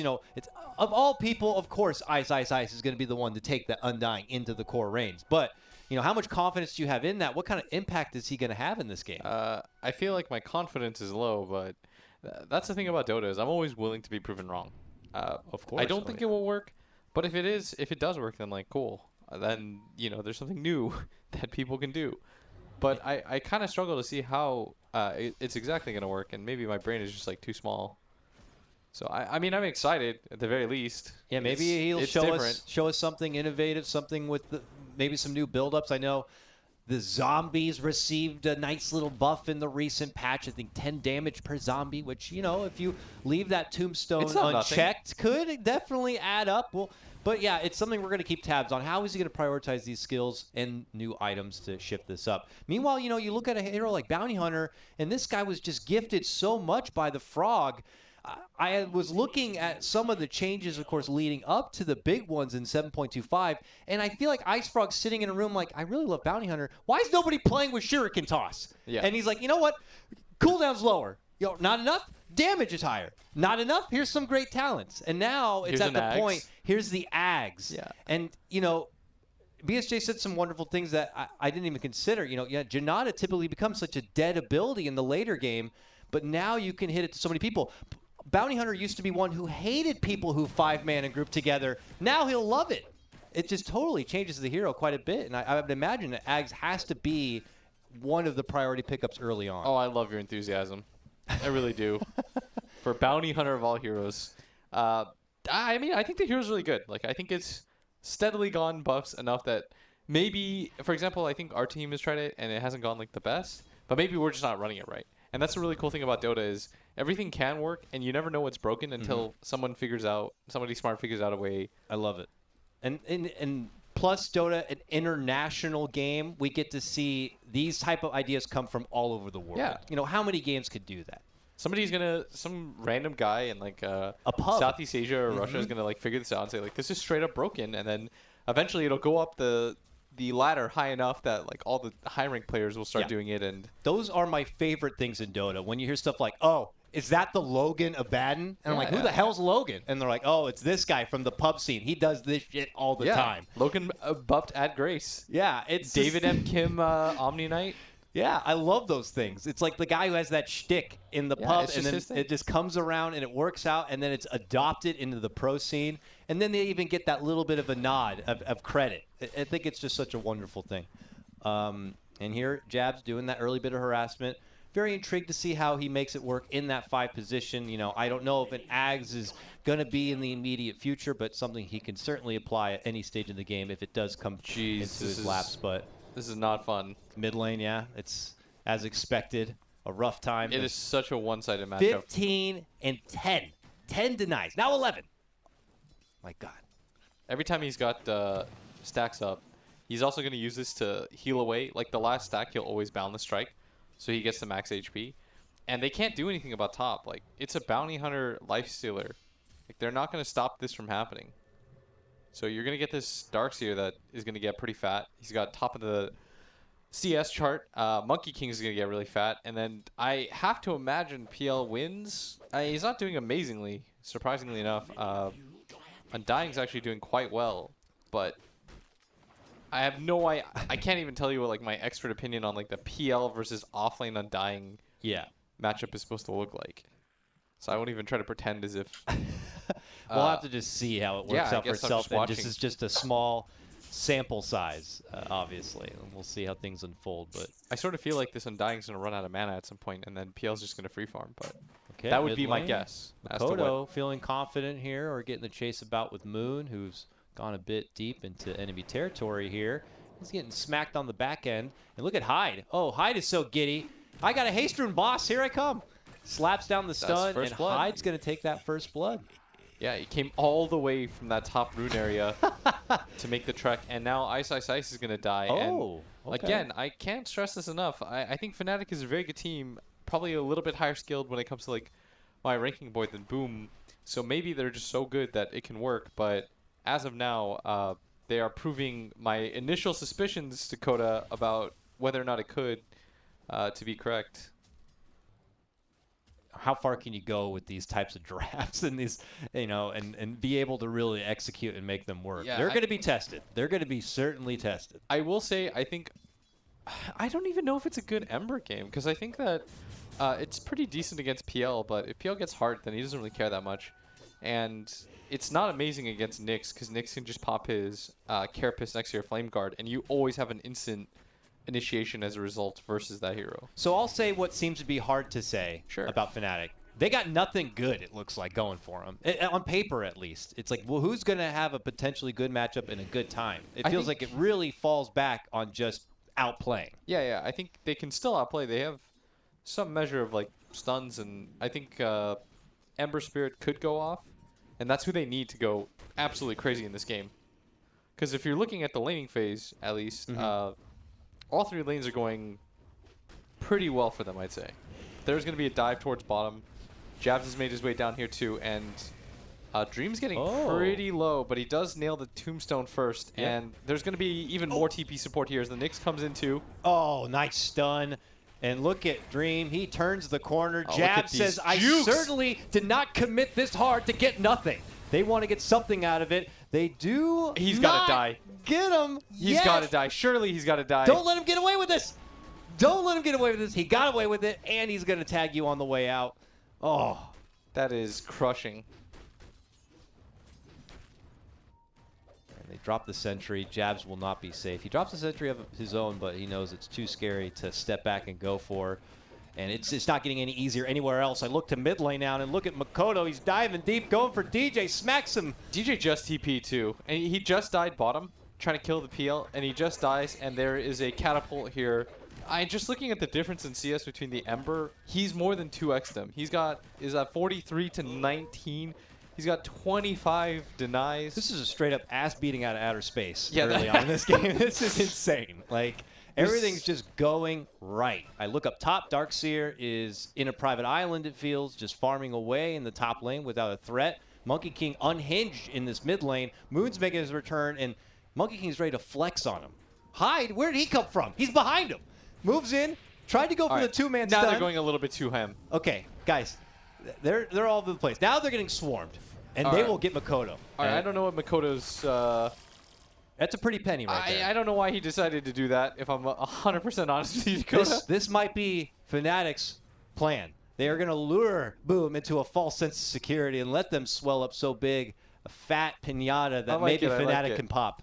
So they intentionally fed the streaks, and they're like, don't worry, it all comes back around in the end. Yes. It'll rebound back to us. They'll take advantage of that new algorithm or whatever about the streak goal. Yeah, It's pretty significant still, right? So what you do is you give the monkey like 9 kills, on purpose, of course, and then 3 fights later, you're golden. Yep, and you have track. Hopefully at that point, you'll really swell up. But he's dusted up. You're not going to get track if you can't get the 6. 2-man stun, nicely done there by Hyde. But there's no like kill burst here, so it's going to be drawn out a he's bit. getting really low. But okay, yeah. And he just walks in, nowhere dies to to go. the ion shell. Makoto would have been right there as well. There was nowhere he could go. And they're going to just swarm around 23 Savage. They know he doesn't have TP. Someone else does. They're pretty sure he doesn't have TP, but Makoto's got to be careful. He, All right, this time they know they can't get too greedy. He's going a little bit too far for this, as high... Man, Fnatic just swarm in. They can call for backup like nobody else, it seems. They just suddenly show up for their man and get the job done. There they take down FBZ. Makoto at the same time, though, is able to get a kill himself, it looked like, right? He got the courier. He got the courier, okay. And he's in fact going to leap onto 23 Savage, who doesn't actually rage the stun, and he's probably going to die for this. He is dead for that. Oh, boy. No opportunity to get anything off there. Definitely could have used the rage there. Would have had no mana, but, I mean, it's better than getting stunned in that position. And the sole person who's laning phase 1 well, 23 Savage, does die. You hate to see it if you're a Fnatic fan, but... Love to see it if you're hoping for a Game 3, though. Yeah, if you're hoping for Game 3, Boom is certainly on the path to just clean house here. Oh, I got to see what the champ is. Where's Ice at? So your core Undying at mid lane, 7.5, 2-2-2 build. I don't see anything slotted up right now. So I'm curious if he's just hoping to get some sort of utility and bring the power in the mid game, but I don't know where Fnatic is going to fall back on, even as mid-game approaches. Yeah, I'm still looking for that answer myself right now, Dakota. A lot of head scratching here for damn sure. But this is good posturing by Boom. They have that advantage in the top lane, the tier 1 being taken down, so they just immediately move into Fnatic turf. Still were able to hold 1 outpost, so not the worst thing in the world. Yeah, they are able to get hold of their own at the bottom, so not a total loss here. Some neutral items now coming out. And an opportunity to take a tier 1 bottom lane as well. Yeah, this is going to be pretty nice for them overall. I'd imagine that the PL starts coming into his own triangle on the left side. And interesting enough, like, Makoto's actually just playing this kind of like roaming Monkey King. It's like, I'm just so swole, I'm Yeah. going to go take down anybody who's willing to show an inch. And right there, Rubik DJ sticks is his so toe out dead. and just gets pounced on immediately. Ice shows up now, and he's like, I'm a core Undying. I'll show I you think what he's I'm all going to get about." this kill. Wow. Okay. Whoa. That guy just showed up and showed him who's the big boy on the block. Damn. That was a big kill for Ice. I actually didn't think he was going to kill him like that. That was very fast. I mean, Monkey King can hit hard, but... Oh, he's got 1,000 life. I was going to say I thought Monkey King would have been pretty frail, but he actually had a little bit of life on him, and that Undying just hit that hard. Whoa. Okay, look, 23 Savage could be in a bit of a pinch here. Hyde hits him with the ult, but just going to be a little bit of tickling damage. All right. And he's still actually more farmed than lanes, as DJ's going to get gone on, and Ice is still here. He's used the Surge for this, but Ice doesn't really have any abilities. Here comes Moon, but way too far out. All right, good. If Darkseer would have been caught out there, I would have been getting a bit nervous here for Boom. I I don't want them to feel a bit too overzealous about the advantage that they've built for themselves in the early lane. You know, overconfidence of Makoto just not farming anymore and being around and trying to take fights. You know, you can't let that go on too long and get too crazy. And now he's back in the mid lane. He's back on the grind. Get that diffusal finished. Hit that power peak. The crazy part is, even despite those 2 deaths, he's so far ahead of the net worth chart. That's how far gone the mid lane was. And the Ember Spirit, I mean, he's even less net worth than the Undying is. Yeah, I mean, lots of stacks in the jungle right now. Ember, this helps mend things a little bit. But you're certainly right. He's got a tough hill to climb up. And he barely has more net worth than this Nyx. Oh, bottom lane. Makoto spotted out jabs. They dust him, take him out. Hyde has the Savage Bomb, if you will, in his back pocket.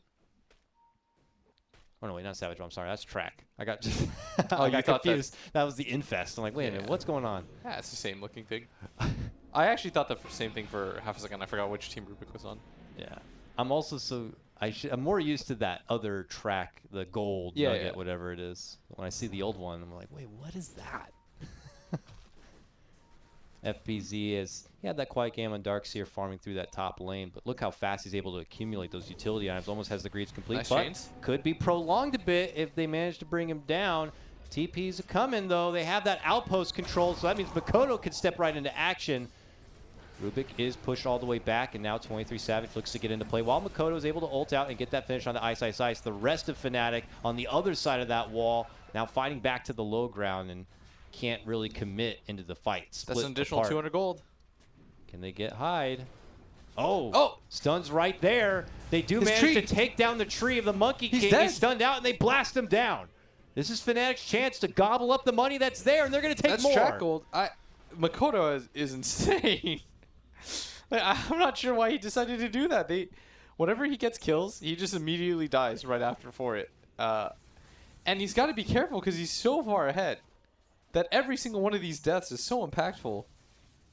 Like, I'm not sure why he feels the need to continue to go for those dives. I mean, I think I mentioned it yesterday, and I could be incorrect. I want to say he is the 10k MMR player, too. Oh, is he? The mid laner for Boom. I want to say, when I was watching some of their old games, that it was mentioned he's the 10k player. But the leaderboard doesn't show 10k player. I don't know how you look up the current 10k players. Oh, my keyboard actually doesn't work. Oh. Interesting. But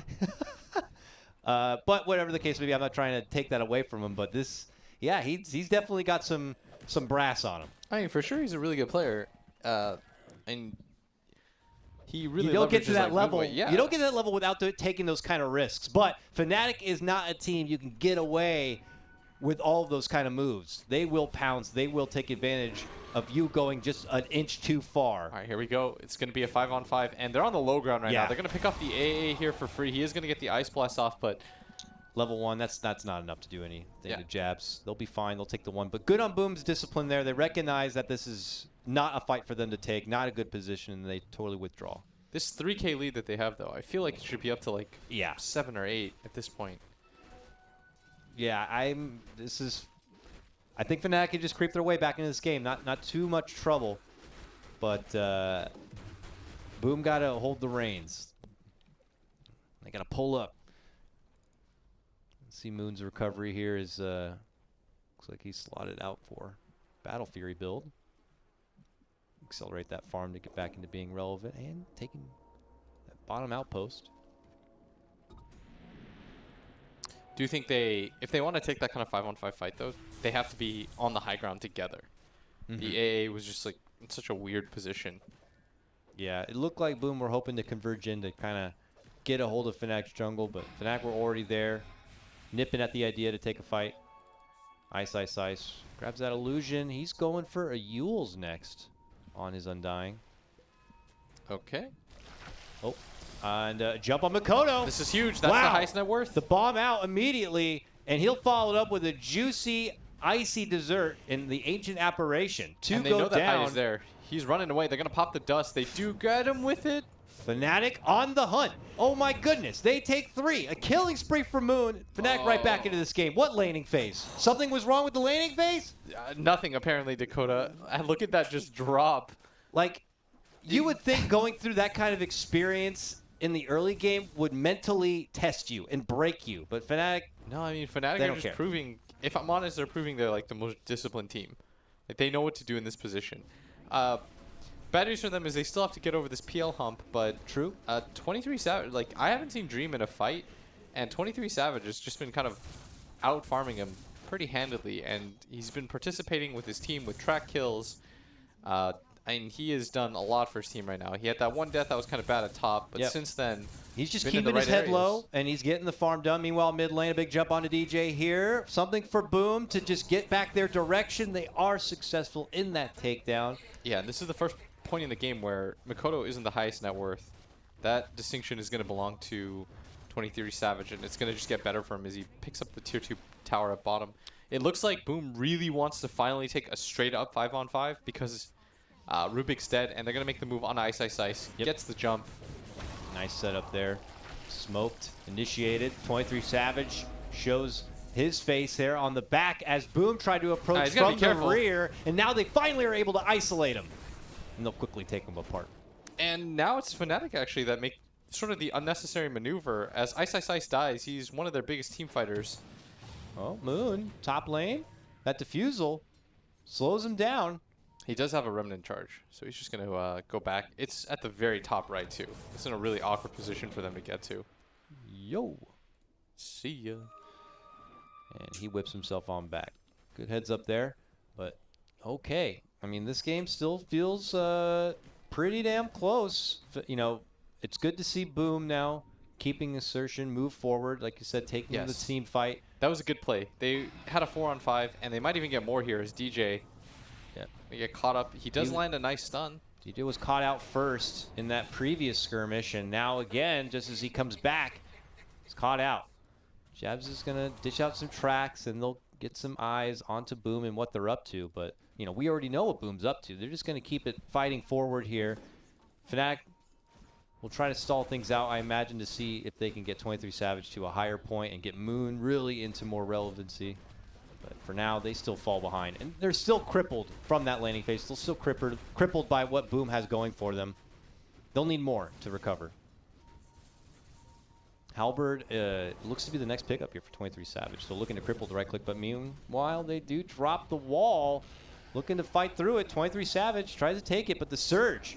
And look at Mikoto from the trees. Drops out the ulti. Immediate pullback from Fnatic. They don't want anything to do with that. An opportunity. Pull And back. he's just trying to grab the outpost during this time. Meanwhile, they do have an opportunity to isolate the PL, but PL found his way on the other side of the wall and out from trouble. Well, I may have spoken too soon. They track him up, and they finish him off, and Boom are on the quick retreat. You see that zombie? He's trying. Look at that. The single zombie. He's struggling, but We'll check out, because I wanted to see, I had my eyes mostly focused on the PL half of that fight, where they were able to pull him back in, but I wanted to see on the other side here, man, Chains locking a lot of Boom. just not an ideal wall at all. Yeah, Moon and 23 Savage caught on one side. You were talking about Ice Ice Ice down there, going for the outpost. The fact that he was able to do this and the fight still went okay for them. I mean, Dream was really away from the rest of his team. Yeah, Tombstone, fantastic positioning there on the high ground too. Made it very awkward for Boom to be able to get easily in and out of those fights. And, you know, I think we're seeing the first net worth advantage for Fnatic overall now. And it might even grow from here as Mikoto is almost certainly dead. He's trying to find a target to boundless strike. Does get it off. But it doesn't matter. He does end up going down a dominating streak as he falls, though, to take down the Ember. And he leaves his cousin PL behind. Oh, PL finds a nice little pick onto Jabs. The wall going to be committed. Vacuum back on Ice Ice Ice and Savage right under it. Committing down the Tombstone. They could Ice get Ice Ice Dream here. heals it up to keep it alive. They can't quite put their focus onto it yet. Finally, AA dishes it down. And they step off. Moving in. Ice Ice Ice self-fuels. They're getting kited here right now as Dream actually is going to commit for this. Okay, nice AA. Will catch Ice Ice Ice, but He's he's able to dead. still get the heal off regardless. That means PL's going to fall. 23 Savage reapproaches, is able to get the grab on the Darkseer too. This is still Fnatic's game. Fnatic just taking it right back. All of a sudden, they've got like a 1-2K lead. It all starts with the jump onto Makoto. They do lose Moon for that, but they're just overstaying their welcome. It feels like Dream is trying to overplay his hand. So now we knew what the laning phase was going to look like. It did end up being as bad as we imagined, but it was so bad. But Fnatic recover, and now they're even on net worth. So now who has the better matchup when you just take 5-on-5 fights? At first it was Boom, but you know, Fnatic are just kind of outplaying them. Yeah, Fnatic are definitely just outplaying them right now. Their team fighting is just really good, which we already knew about, of course. Is Ice is going to get the Yules. Here's the jump. Sniped, easy snipe. They didn't even have to put their bodies really into any sort of trouble for that one. That was kind of okay, though, in terms of gold.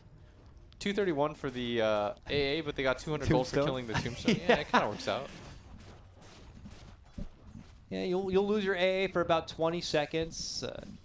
Obviously, no defense going to be mounted here from Boom to try to hold this tier 1, but as the tier 2 now could be possibly under threat. And now they're going to lose all the vision here too. Fnatic control high ground. We already have seen what they can do with better positioning. Uh-oh. Uh-oh. It's a cute little stun. AI Splash should be huge, actually. This connecting on 2. Fnatic won't even let them follow it up with anything, though. And I imagine it's still level 1 Ice Blast. Yeah. So it's not even going to last that long. Just a little bit of a chill.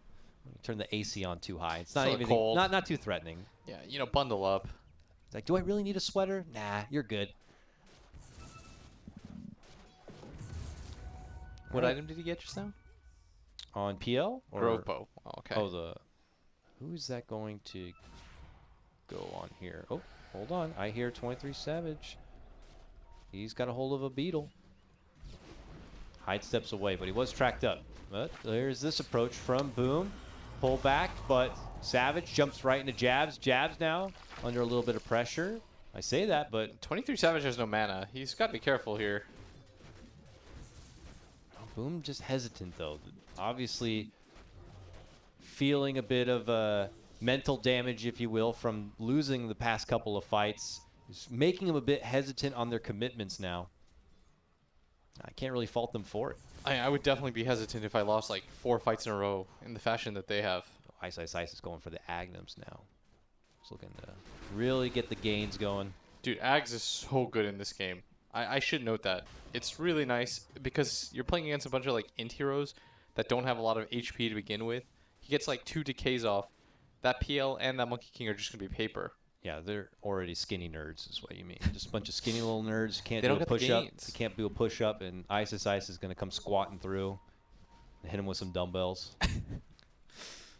Man. Is that, have you ever seen There Will Be Blood? It's like, I drink your milkshake. No, I have not. Oh. I've heard a lot of good things about that movie, though. Definitely have to check it. I have time now. A lot of us do. Yeah, Daniel Day-Lewis, man. He's a beast. Oh, that's a... Oh, high ground. 2 for That's special really nice. right now with the wall drop on top of it. Let's go, Boom. And see what they can get out of it. They drop the ult. They drop all the AoE they can. And Fnatic set to crumble to my go down. word. Ice next. Go Roche after. And that nerd with the big pointy head just got all the bullies onto the high ground. Beautiful stuff. Damn, that was sick. FPZ Wow. was waiting for this moment. All right, well, they do they lose go the AA right in into the Nyx, Roche but pit. I feel like Roche should be pretty easy for them. I don't know if anybody can buy back or anything like that. And you can see that Jabs, I mean, he's trying to pick people off, but he's going to get dusted, and this should be a freebie too. And that's going to be 4 heroes and a Roche potentially. Moon is trying his Moon best. Trapped behind the tree. It's been spotted, but has that remnant of to get out. Oh, boy. That was sick by FPZ. That was the biggest thing Boom has for him since the laning phase. Yes. Getting them onto the high ground. We're going to see that once again. Gotta see it once again. Look at just... This is like an Ice kind of classic, too, but they just get pulled right into trouble. And makes it so easy for everyone else to just lay a double wall on top of that. Oh, no, that was a stolen wall. But still, the AoE, the team fight significance there. But look who's already back into the action now. Fnatic say, yeah, I don't care you took the Roche. I don't care you got that extra life. And this Darkseer is really tanky. They should fight around him. AI Splash there, and they finish off Moon. I don't know what team is going to win this game at this point, Dakota. It just goes back and forth every single time. every single time that I think that Fnatic has wrapped up the game, Boom all of a sudden comes in and makes a sick play. Then Boom throws it back a little bit, and Fnatic catches the ball. They're just playing a nice old-fashioned game of catch. Right now, Boom is holding the ball. Nice surge save there onto Hyde. This is what I thought that. Oh, this surge. Got DJ hopping all about. The chase still is on, though, as Makoto catches Ice from behind. Ice. Eats the Ice Blast, and his life is over. This is what I envisioned the game looking like anyways, Dakota, was Fnatic just not being able to really nab anybody. The Darkseer Surge just being a little bit too effective. Fnatic do nab up little AA there on the bottom lane, but the real damage being done on the mid lane here by Boom as they secure that tier 2. And now Fnatic really have to kind of turn it up a notch and get back to out-executing Boom if they want to claw themselves back into this one. Because like you said, this is a position that Boom really should have set themselves up for based on the huge early game advantage. You know, it took a high play, or high skill play rather, to kind of make it happen, but they're back into that position, that power position. Yeah. And that was like through the power of, they're just having superior team fights right now. So it's not like they're not doing the right things either. It's just kind of disappointing because I feel like they could have just wrapped this game up like 5 minutes ago or been in an even bigger advantageous position. But instead, it's a little bit of a slugfest as both teams are just kind of, going at it. Which we all love. I mean, Yeah, don't get me for wrong. sure. Incredibly entertaining game already. 5-on-5 fights are always going to look a little bit awkward here. Yeah, right in the middle of the river. You got high ground, low ground all over the place. Makoto shoving DJ back. Hyde is going to be the first to fall. They both drop. Turning back. A couple swipes onto Moon, but he obviously just dashes right out from trouble. And whoa, Jabs. Found Jabs, the secret agent from behind, trying to get all the intel. And they'll just gobble him up as an extra piece of money. Double kill for Makoto. He's got 2,600 gold. And that Orb of Destruction, too. Oh, they were a quarter second late. They almost killed Moon right there.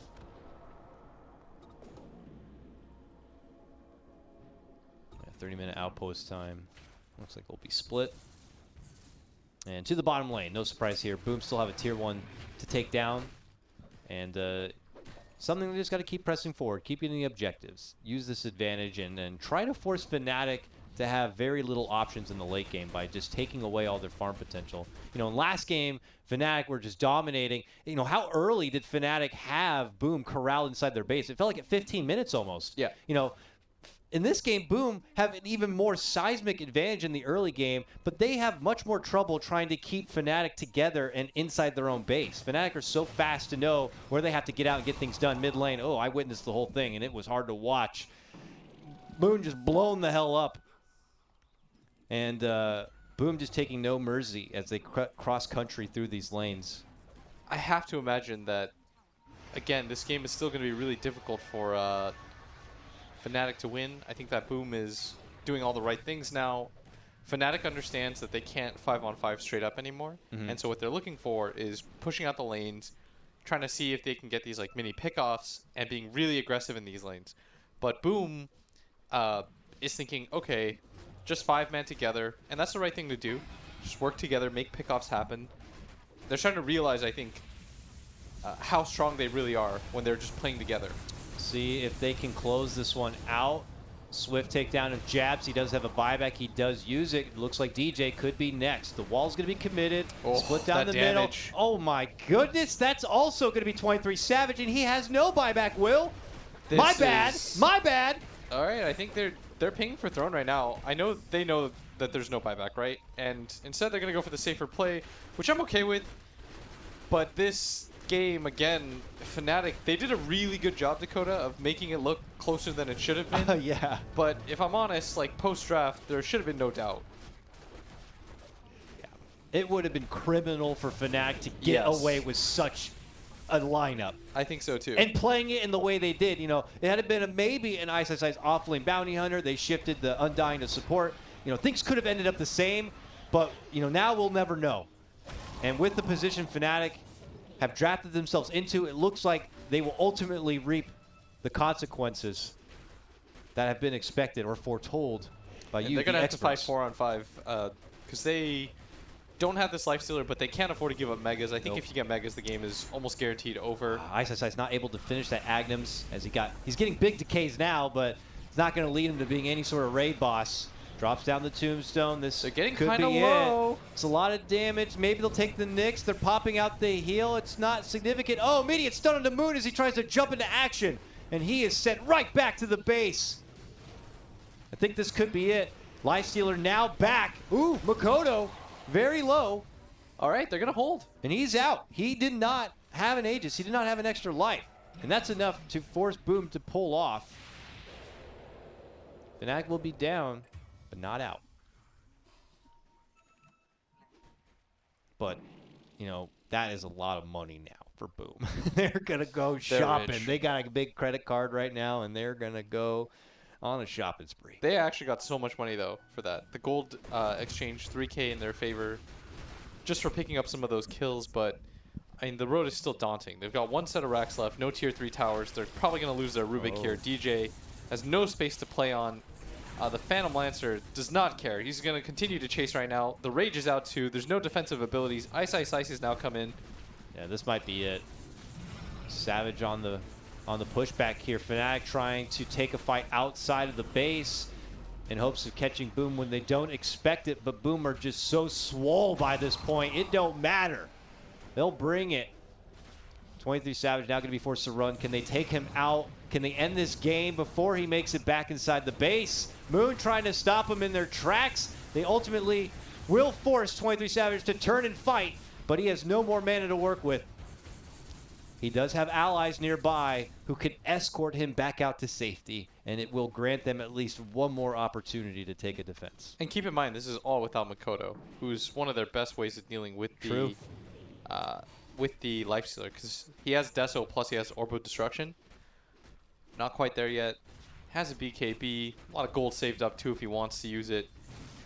But It's he's still back 3v5 now. He's TPing to the outpost that they just claimed, but the fight's already on. Fnatic know that this is one of the few opportunities that they're not going to be full in as 5, but they're not getting anything from it. Nice 2-man stun going to be there from the Nyx. And I think Makoto will show up just in time to serve the white flag here for Fnatic. Moon. He just lost a quarter of his HP through the Boundless Strike. Boom. And All GG right. is called. I'm glad that Fnatic decided to take that chance, but it just felt like they got completely counterpicked. Yeah, the draft as it was did not bode well for them, and then they also kind of had, you know, they assigned their roles interestingly, but I'm interested to see where Fnatic are going to take this into Game 3 because... Probably not that. Like, the last game was the right kind of crazy. This game was just... too crazy. Yeah, you went one step too far. Yeah. One step too far. Yeah, don't underestimate Boom that much, all right? Yeah. They can definitely bring it to you if you give them the opportunity. So fantastic stuff. I'm eager to see the thoughts from the panel, so without further ado, let's send it back over to Grant and the gang. And welcome back. A 1-1 now. Boom. Esports, they take it, and they take game against Fnatic. Obviously, a little bit of strange picks from Fnatic.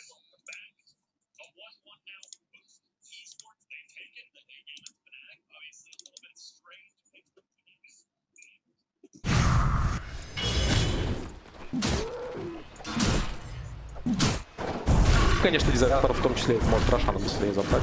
Я думаю, что и через Хускара, и Бичи Гейминг захотят Рошана убить. Там момент, главное, что команды не пропустили эти выходы с одной и с другой стороны. Но обычно, правда, Хускар забирает Рошана с кметом, здесь с Альбарда, но с Альбарда тоже справится. Пускай в любом передвижении Бичи. Ну, вот пытаются играть где-то в районе вражеского леса, плюс собственного треугольника. Но, правда, очень хороший варды стоят у GD Gamer, надо отметить. Раз вард, второй вард стоит. Все эти заходы сверху, снизу, они контролируются LGD. Знаю, какое количество персонажей перетягивается.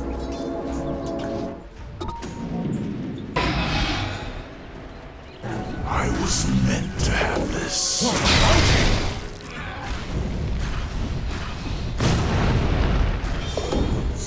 Dire's top tower is under attack.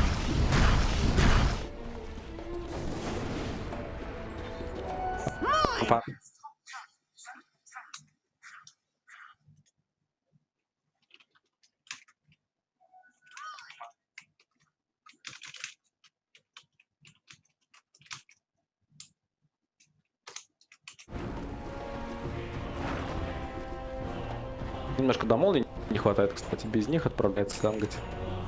На карте мало что видно. Dire's top tower Вообще, is вот under видно attack. только, что верхнюю линию начинают пушить Radiant's ребята из middle людей. tower is under attack. Мотивироваться, теоретически поставить хроносферу, но опять же, лишь и остальные телепортироваться медленно, и в итоге не было смысла, и у вышки там мало здоровья оставалось.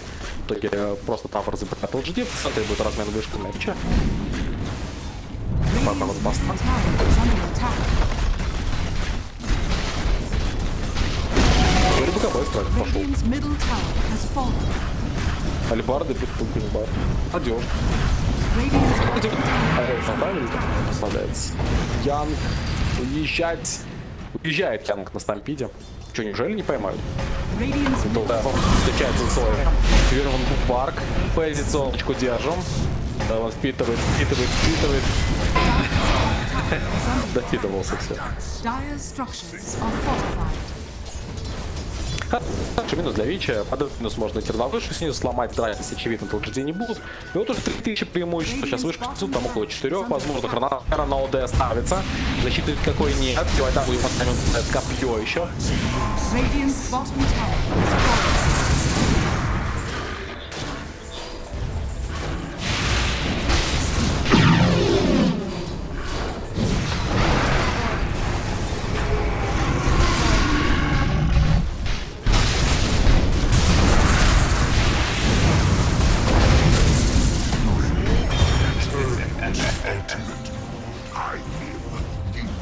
Radiant's middle tower is under attack.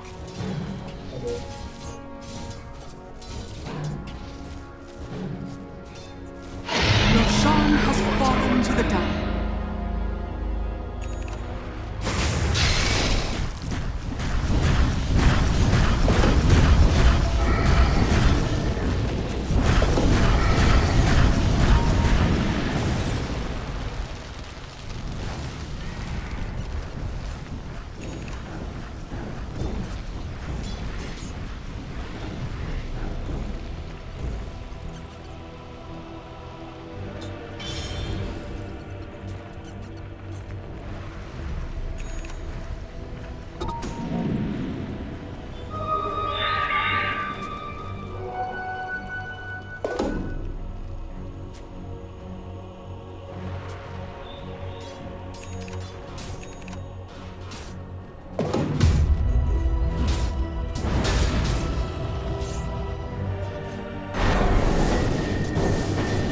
Radiant's top tower is under attack.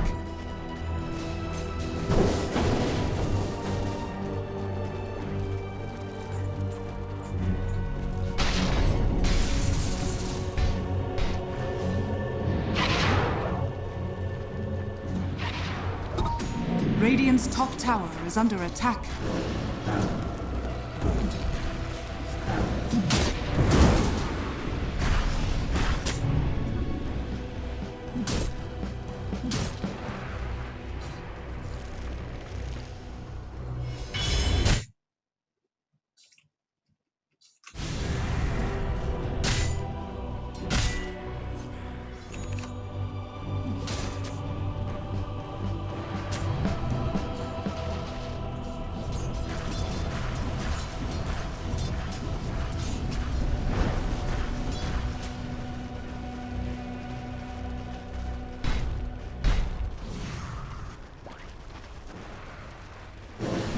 Radiant's middle tower is under attack. Не докомбать. Потому что Пичигейминг вперед. Несутся вперед, а Эгис подталкивает. Тори идти максимально глубоко сейчас. Будут забирать пеш, сейчас телепортируется. Там призываем движение там. Телекинезис. Драка делится на несколько частей. Опа. Неплохая арена, кстати, по 3 героям, но может выпрыгивать уже под моим. Арена ворованная с временем от Рубика. Фера. Но они без никого атмосферой. Только там летает. Второй волной ставится супернова, минус уже ударман. Тампит пошел. Скопрать второй астрал, а это мэйби. Это Ганин, друзья. КБшку придется нажимать. КБшку нажимает, но это топ, потеря Тори прыгает, надо просто грамотно идти. Левел в позицию стал, но он горит. Неприятно. Пытается медвежонка забрать. Спирит Бэр. Телекинез получает, может не уйдет. Астрал. Но астрал тут в пулках. Гускар мычит, забрать бомб, новый медвежонок, пробить. Распирит летать немножко пошел, не пригвоздил еще и Левен, пускай всему контроля не хватает. Тори под дебафом от Весела. Янг стан на месте. Тори позиции, не забываем про наличие Егиса, снова прыгает, снова Левена. Левен пытается принимать его. Эклипс. Минус Хускар. А первая жизнь погибает еще и Марс. Сейчас приспаунится. Придет. Сэвэдж в разные стороны. Чилис пытается расконтролить. И медвежонка будет забирать уже второго в этой драке. Или призвать не будет до 1,5 минуты. И вот эта атака от LGD Gaming дальше не прошла. Тяжело против Аегиса. Не было Аегиса, убили Хускара, соперник куда-нибудь развернулся. А так, сейчас Switch Gaming вполне могут чуть ли не на хайграунд подниматься. Или все-таки разойдутся. Видимо, разойдутся. Вообще не знаю, не было Икупса, не было медвежонка, не было Марса. Как сносить R3, по идее.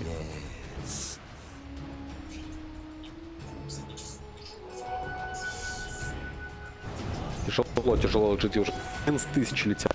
11 тысяч. Перефармы хор героев там просто сумасшедший. Нашли Янга, Астрал первый. Снова врывается. Хорошо. Удары, Салли. И Астрал, чтобы добить. Точно добили? Мэйби так, подождите, уходи, да? Нет, то есть Астрал не добивали, надо было еще добить. Кидать снизу. Талон Друида, Сэвэдж Шорт, Фаербласт и убивает Нездейка. Неприятно. Слил двух медвежат, плюс сам погиб. Причем пил им второй Метрилхаймер, а донести до медвежонка не смог. Медвежонок отдыхал.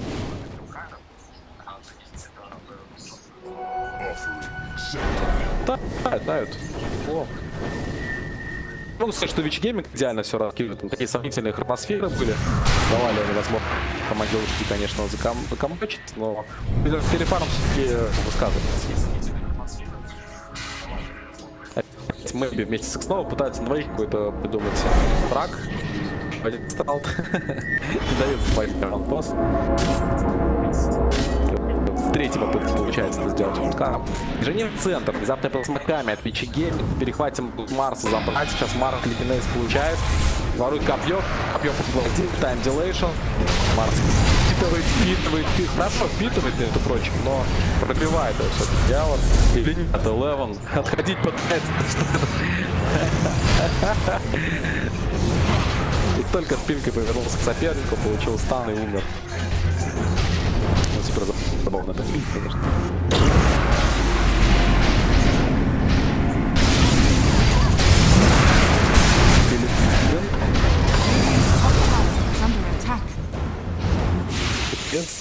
ОДМ, да, вот он, Хроносфера в ОДМ, четкий таргет, о котором мы говорили для Войда. Он, в общем-то, есть, никуда не делся. Видишь, от Волдевару просто прячешь в Хроносферу, убиваешь.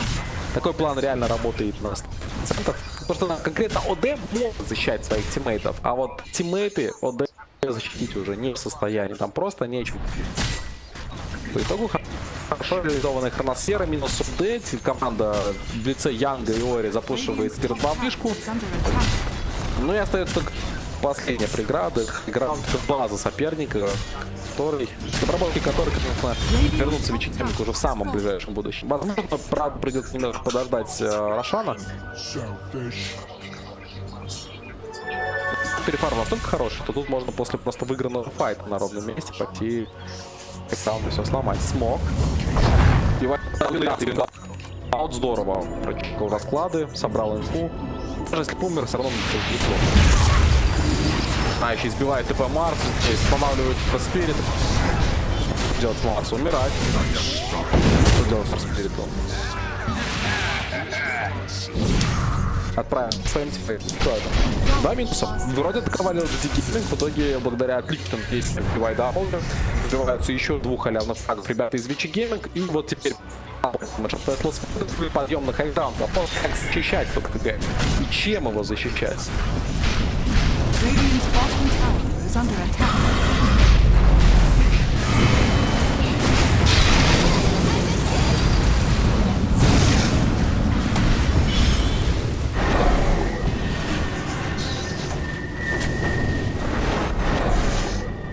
С ним можно аккуратнее быть.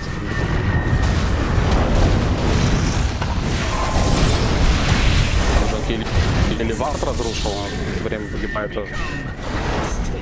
Плохо вкатился. Как через арену, наверное, играть. Леван поставил арену, уже от этого отталкивает, а по астралу в клипс как-то можно, наверное, защититься. Но я думаю, что финальная битва будет уже на Рошане. Там последний вариант GG закамбэкать. Потому что они просто дают шансы. Это Вегис для какого-нибудь шара. Да?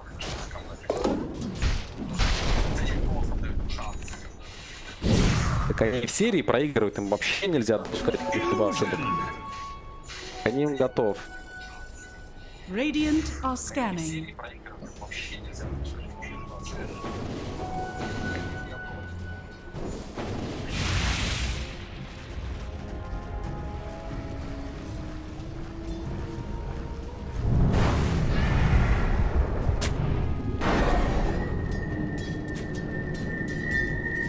Молодцы, кстати, что вот, берут этого фэсла свой спамят. Я бы сказал, ребята, из Вичи проигрывают, меня кажут персонажи, то есть тебе свои пики, своих героев у них остается.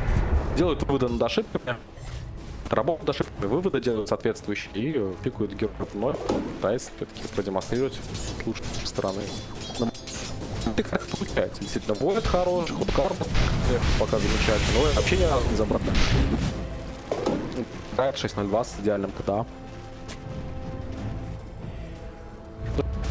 Друзья. И очень похоже на то, что будем сегодня смотреть полноценное Best of 5 с 5-й решающей карты. Да. Максимальное количество возможно. Это реально круто. Можно смотреть. Максимальное количество карт, конечно. Распирит погибает, хороший ганг. Так, вот где придумали. Втроем стоят здесь, один уже ушел через телепорт. И смогут перехватить Левана, видно вот на линии, Ори здесь.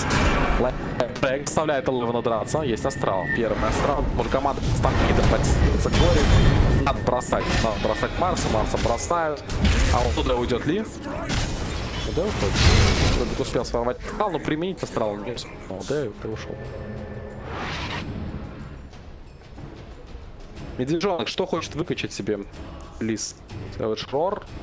Не знаю, удачно, кстати говоря, я бы имел вас поставить хроносфер, но, видимо, боялся помазать все-таки. Талисман Фэвэйжн бабочку делает.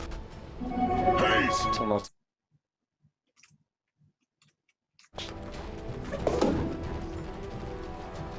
За неимением огромного количества денег, конечно, приходится довольствоваться малым. Ты понимаешь, что в режиме ограниченного бюджета покупаешь артефакты вот, максимально полезные за эти деньги.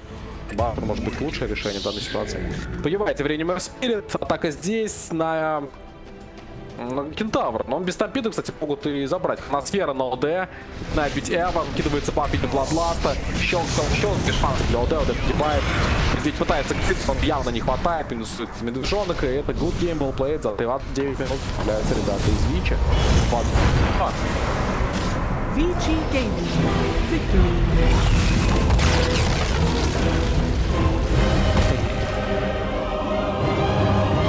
Начало вроде складывалось неплохо, да? У команды LGD. Хорошо, ОД стоял против Пускара.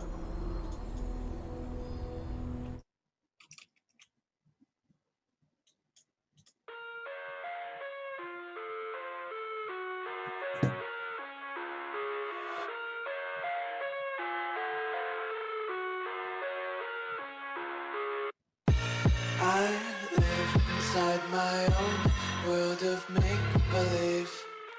Kids screaming in the cradles, profanities.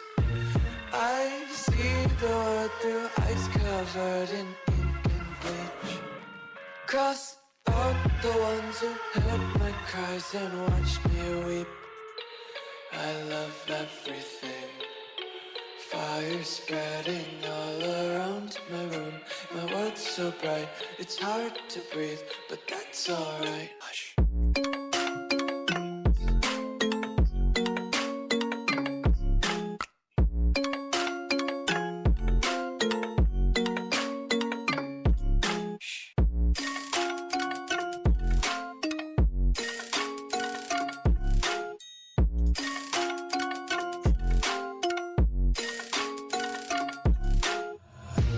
Take my eyes open to force reality. Why me eat my weight in glee. I live inside my own world of make-believe. Kids screaming in their cradles, profanities. Some days I feel skinnier than all the other days. Sometimes I can't tell if my body belongs to me. I love everything.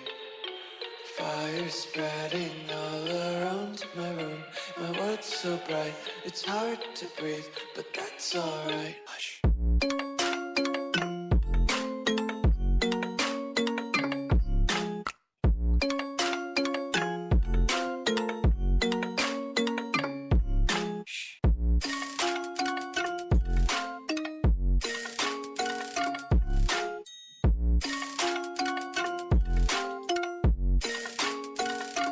I wanna taste your content, hold your breath and feel the tension. Devils hide behind redemption. Honesty is a one-way gate to hell. I wanna taste consumption, be faster to waste oxygen.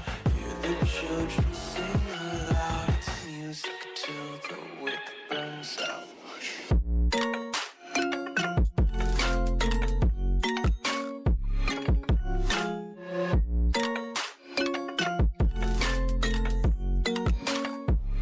Just wanna be carefree lately, yeah.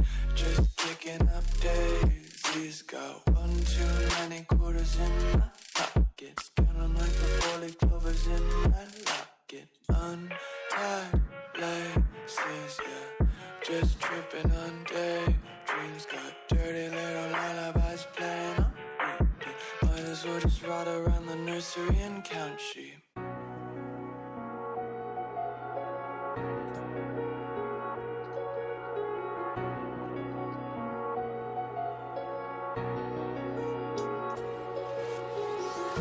Empty hearts and neon Okay. lights. I think he has to have a better game than Death Prophet to do his job the same way.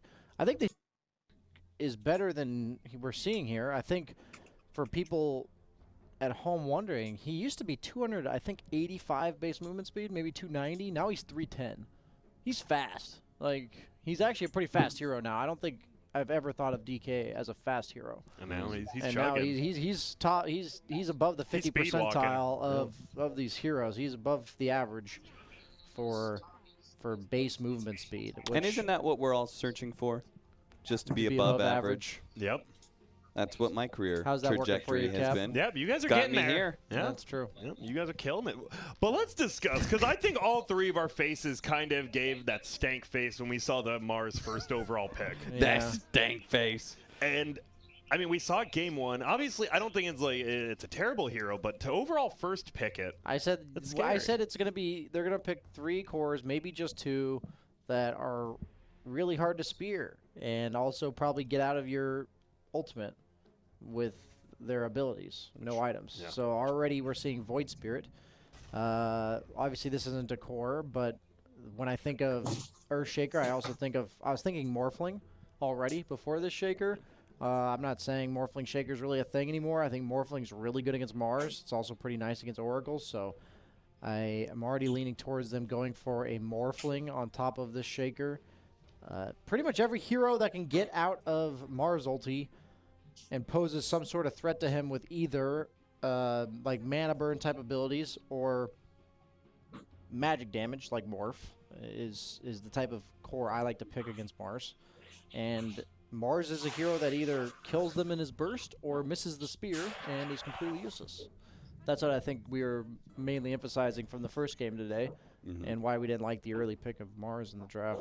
Same reason why you hate the saves, right? It's like if you're going to be entirely combo based, somebody who can disrupt that is going to kill your entire game plan. Snapfire can save anybody out of Mars Ultimate as well. long as cookie- they're on the same. Yeah. Oh, You I hop guess over it's the wall. Z-axis, yeah. Anything in the that- Z-axis. That fishy Z-axis, man, that lifts them up in the air.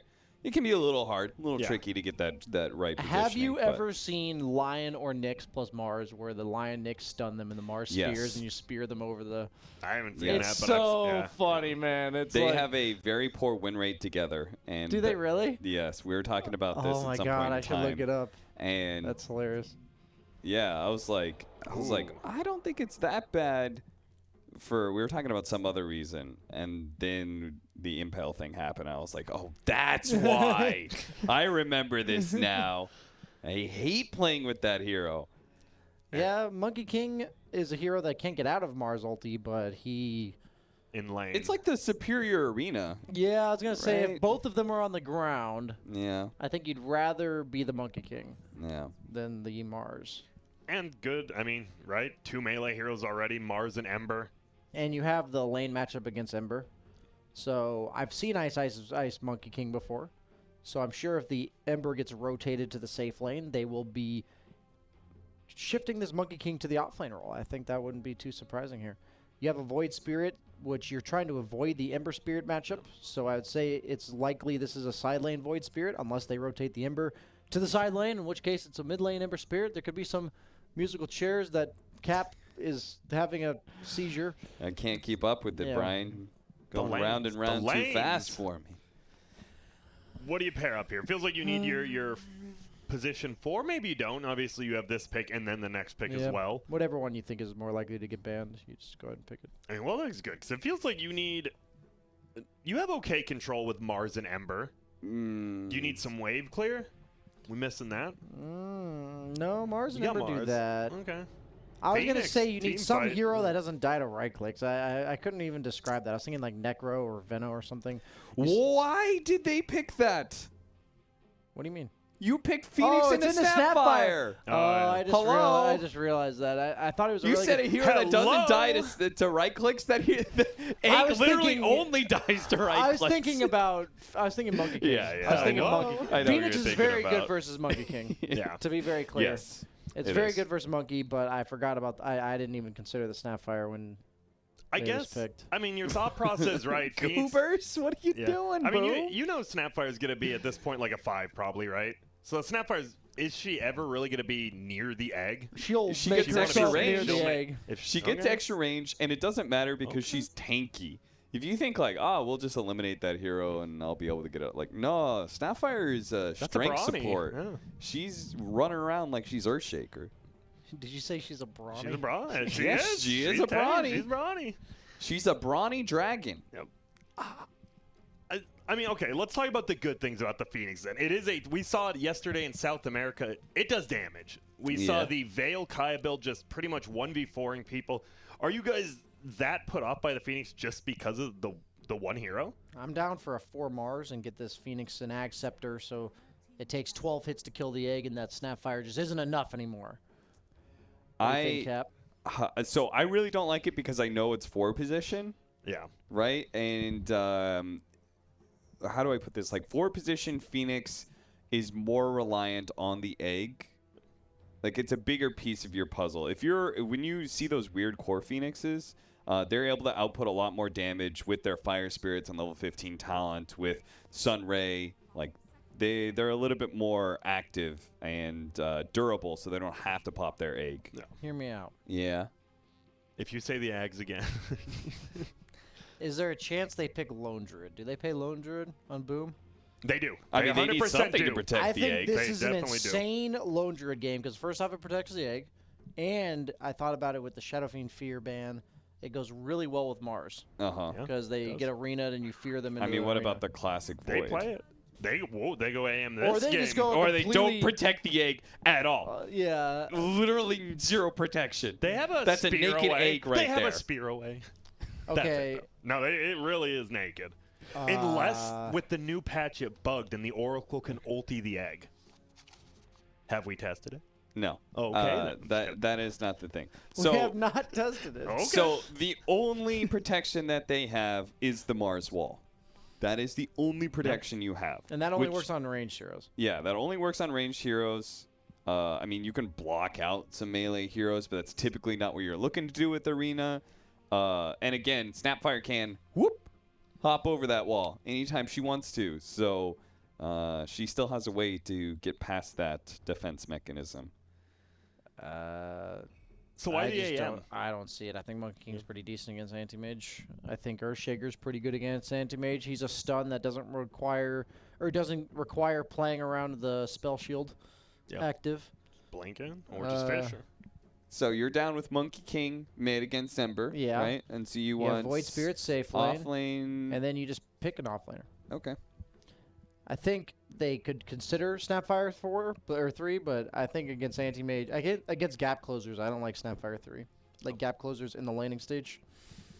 There is Legion Commander for lockdown against AM. I'm down for Legion. I like and Legion a lot. Cleanse She's for the not good Phoenix versus Egg, Mars, but Tango.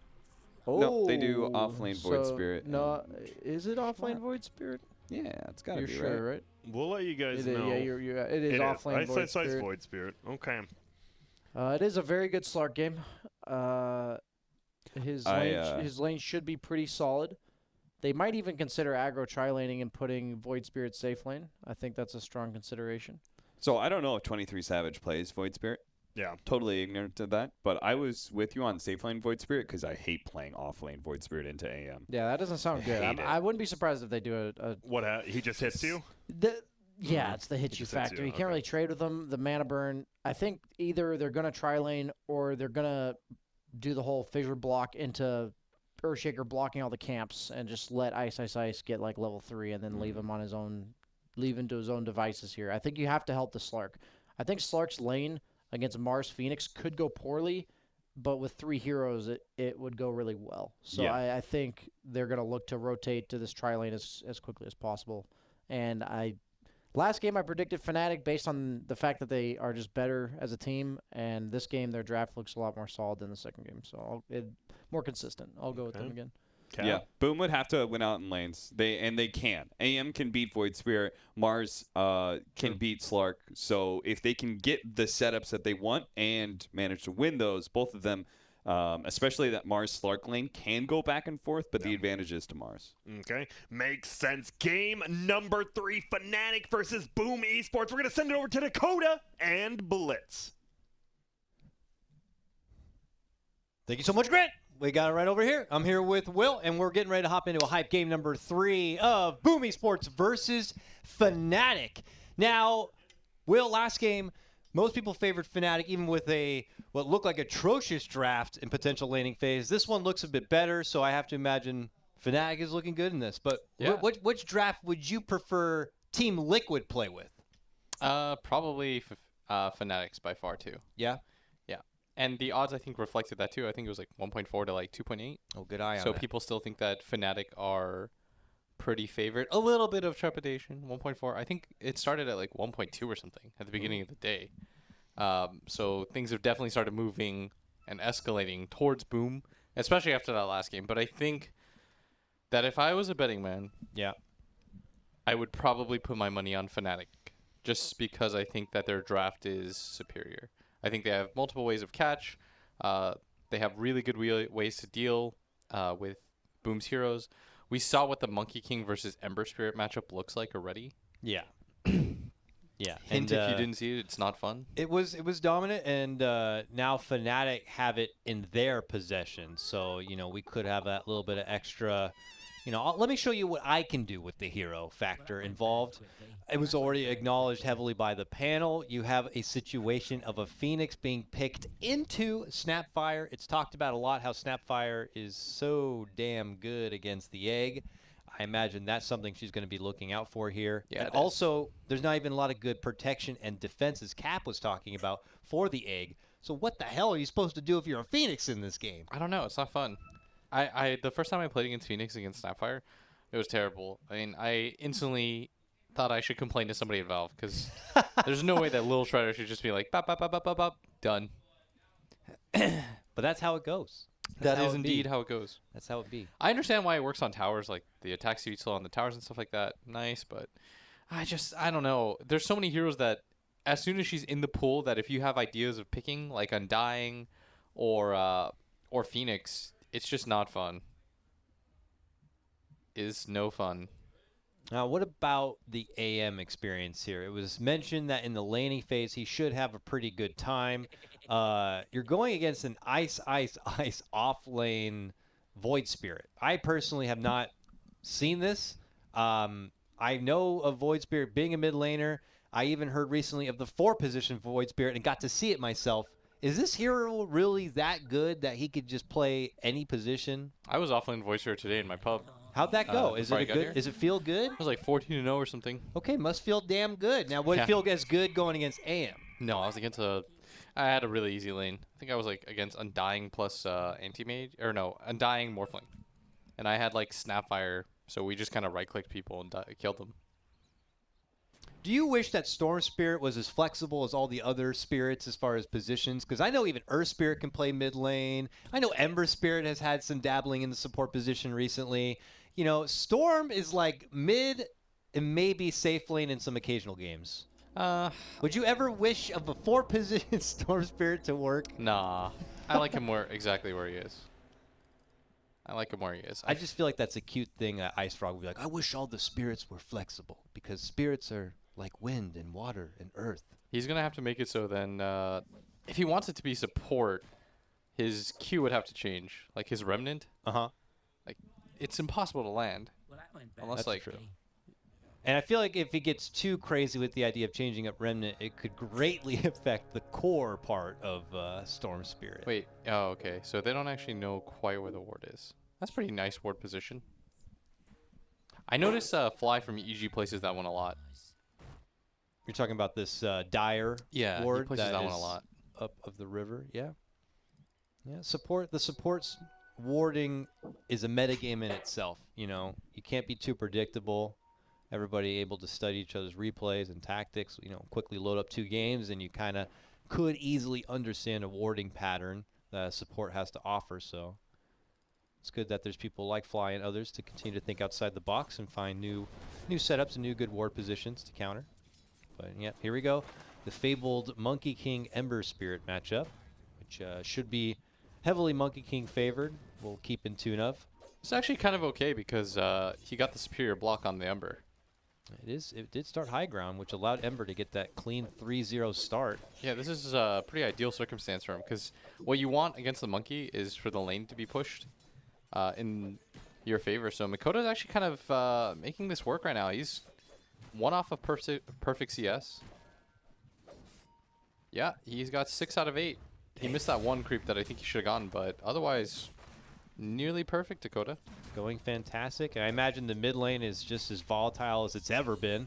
So this could be a nice clean start to the point of those early rotations from maybe some of the other lanes. We briefly checked in on bottom, which is pushed pretty far forward into the Radiant side. And now Radiant able to kind of fire back a little bit of harassment. But, you know, kill potential is something in itself. You maybe get a clean spear and set up maybe a clean cookie for the Slark and then followed up with a pounce. That could certainly do a number. But, you know, Phoenix has the opportunity to dive away, and then Mars is tanky. Where do you think potentially we could see first blood happen? Towards mid. Towards mid? I think what DJ will do after he pulls this wave, after he did anyways, is I think he actually... Oh, wait, what is this pull right now that... Okay, no, he was just pulling from the side. I thought there's like some weird way to connect that I've never seen before, but I would imagine he just goes towards mid and they try to make a kill happen on... But that Dire Ward, dude. Yeah, that's smart. I think it 100% spotted him. saw him. They pinged them, and now DJ is not going to get the smart approach. You know, Makoto is, you know, pushed forward. They're still drawing like, hey, dude, watch out. Oh, Earthshaker's over Makoto there. might just die. Will he still die, even though they have the intel? I mean, they pinged. They told him. Don't do this. They... Oh! The dodge! He's Let's so go, good! baby! He's so good! Oh my god! No! That was you so should sick, just let though. him have that at that point. That was, yeah, honestly, you just you suicide for that one. Oh, that was so sick. All right, I might forgive you now because you should have known that was coming. But damn, man, still. That was so sick. I will always appreciate a good slide dodge, especially in that circumstance. Like, if he could have gotten the kill and somehow corrects that lane, that would have been insane. And he's almost got the same CS that that Moon had at the 6-minute mark last game. Moon, I think at that point had like 19, I believe it was like to 44. Oh, and he What? actually kills him. No. Wait. He He just got back, right? Yeah, he just got back. Apparently, he just stayed with low HP, and then he gets clicked. And now this lane is even better for him because he's gonna up him in CS. He got more gold and experience for the kill than. The ward is still there. They still see DJ. Guys, stop getting caught by DJ. You know he's there. He's been lurking around in the jungle. It's fine. It's fine. Oh my goodness! How does this man get away with this so much? It's okay. Under surveillance. It's all right because Makoto's just outplaying them, and you know, right? I believe it right now. Dakota, like, he's gotten way more. He's 100% gotten way more out of this lane than he should have. They have backup nearby now. Looks like, you know, little Oracle is trying to sniff out what DJ's up to and shake things up a bit. You know, DJ was able to get a pretty deep ward himself now onto Boom's side, so there's going to be intel going the other way. Also, it was unmentioned because there's so much chaos breaking out. They did get that kill on the bottom lane, too. I believe Snapfire picked that one up, getting the takedown of Hyde. But you know, I mentioned the kill potential already between, like, Cookie and Pounce. You know, you get caught out, there's a lot of trouble. Yeah, and he's getting a little bit low, but has no real target. Was trying to get him on those like random crystal shard looking things, and this might actually just be a kill on the jabs, 100%. Yep. You know, throws himself into the fray, but same goal there. Meanwhile, mid lane Moon moving past the tower. We got DJ around the corner. Makoto tries to head to the other side. The fissure not quite long enough. He eats through the tree and finds a safe passage right there. And that should be something that we should mention is that the Oracle does purge off the buff on Monkey King because it is a buff. Oh yeah, very true. Like that, the Darkseer factor might be a clean counter pickup for floating into the mid lane and doing such work. Okay, Moon now. Oh, he tried to slight that one again. This time Moon privy to it. Oh, Pump Makoto fakes, is probably dead here. Okay, Phoenix coming in from behind, Oh. trying to help out though. Does stop them in their tracks. Makoto And gonna now be Moon is fine. really low. Ooh, that's a level 2. Purifying Flames. It does a lot of damage, but was not able to get the finish. Moon survives on, and now DJ's here. Drops down the fissure. And they're able to trap the bird. Still, laning-wise, this is going fine for Boom. Their other two lanes are winning pretty handedly. The Void Spirit just TP'd mid, so Anti-Mage, who is already having a pretty good game, as our analysts rightfully pointed out, it's a really nice matchup for him, is doing perfectly fine. This Ember Spirit is just kind of threw away his thing, but he's going to get a kill on the Moon. Oh. He actually would have done that solo anyways. And Makoto certainly Hyde making actually- this an entertaining 1v1, even though it should be so one-sided.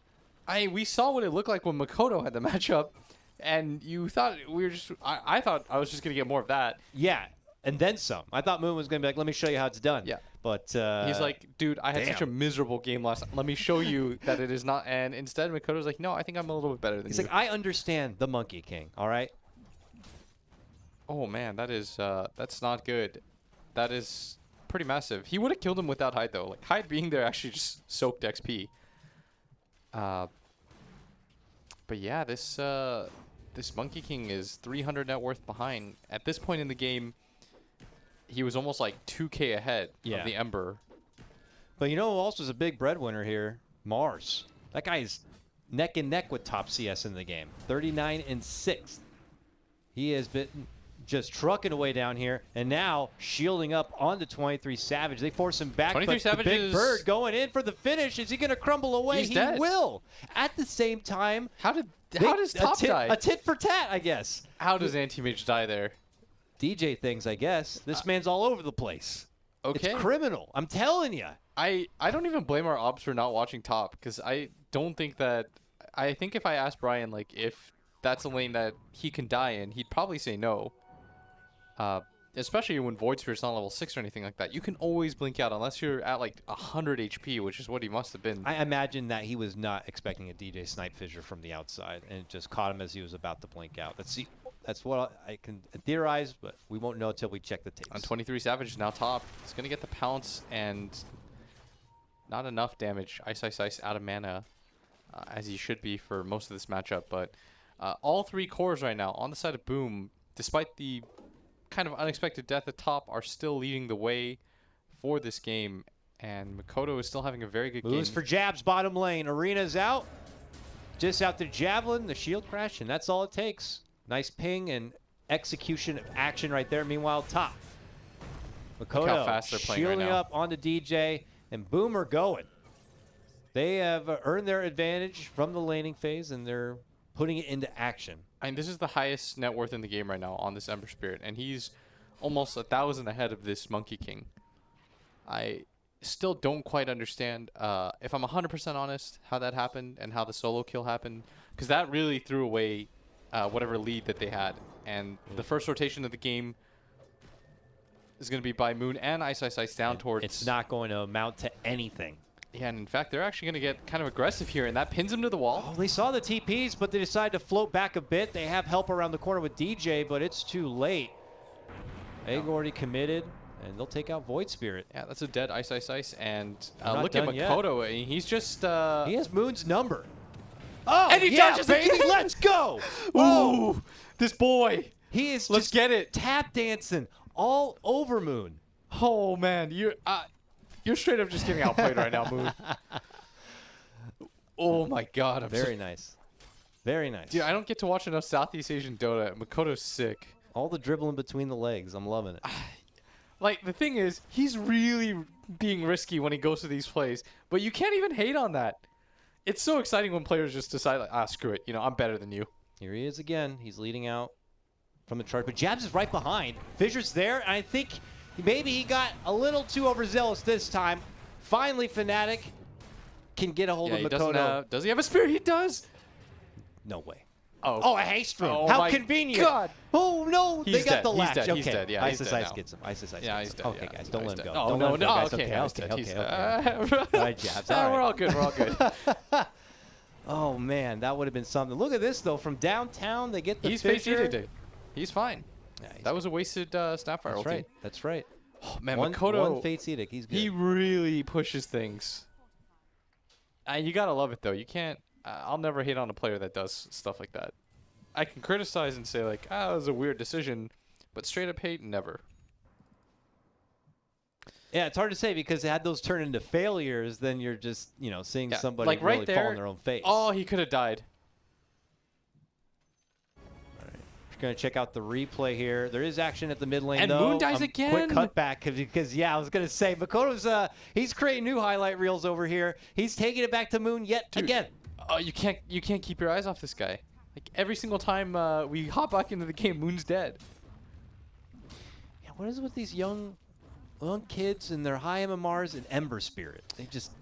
That is the hero. One thing about this matchup, by the way, Dakota, is at some point it becomes fine for Ember. Yeah. Like, it's really just the fact that the laning phase is always so rough. Oh.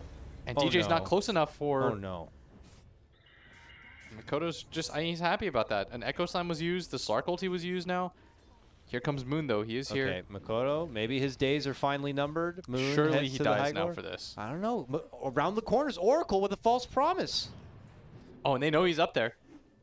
I think they're good. More help's on the way. Now with FBZ being here, I think Fnatic might have to reconsider. Nope, never mind. They're not reconsidering. They're all in for this one. They're moving in hard. Ice Ice Ice is going to lead out the charge, but does not find connection yet. Moon thinking about hopping in, hops back. Fisher's there. Very awkward for Fnatic out of Double the gate. chains. But they get a hold of Jabs. This is bad for Fnatic. They got to pull out.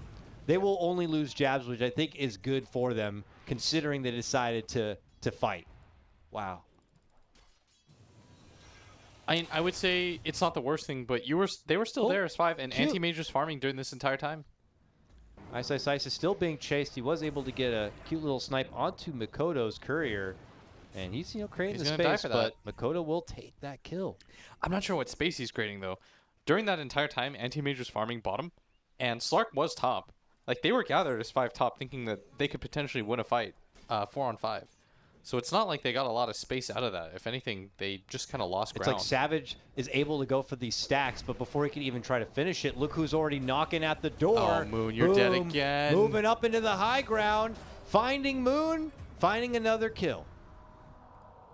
I can tell you right now, this Monkey King isn't looking nearly as impressive as the Tiger King. I heard you talk about that with Pop-Tart, and I was like, he loves that. I knew it was gonna slip in. That was good. I like that. I just had to wait for the right moment. Mm. Could have done better. But here, I appreciated it. You know, it's like, who do they have to fall back on to make something happen? Ice is in potentially some trouble here top lane. He's got double jump. He's okay, but Makoto's down here, and he's earned. Yeah, he's they dead. got him. They got him. Boom is Oh, just man. putting on a clinic this game.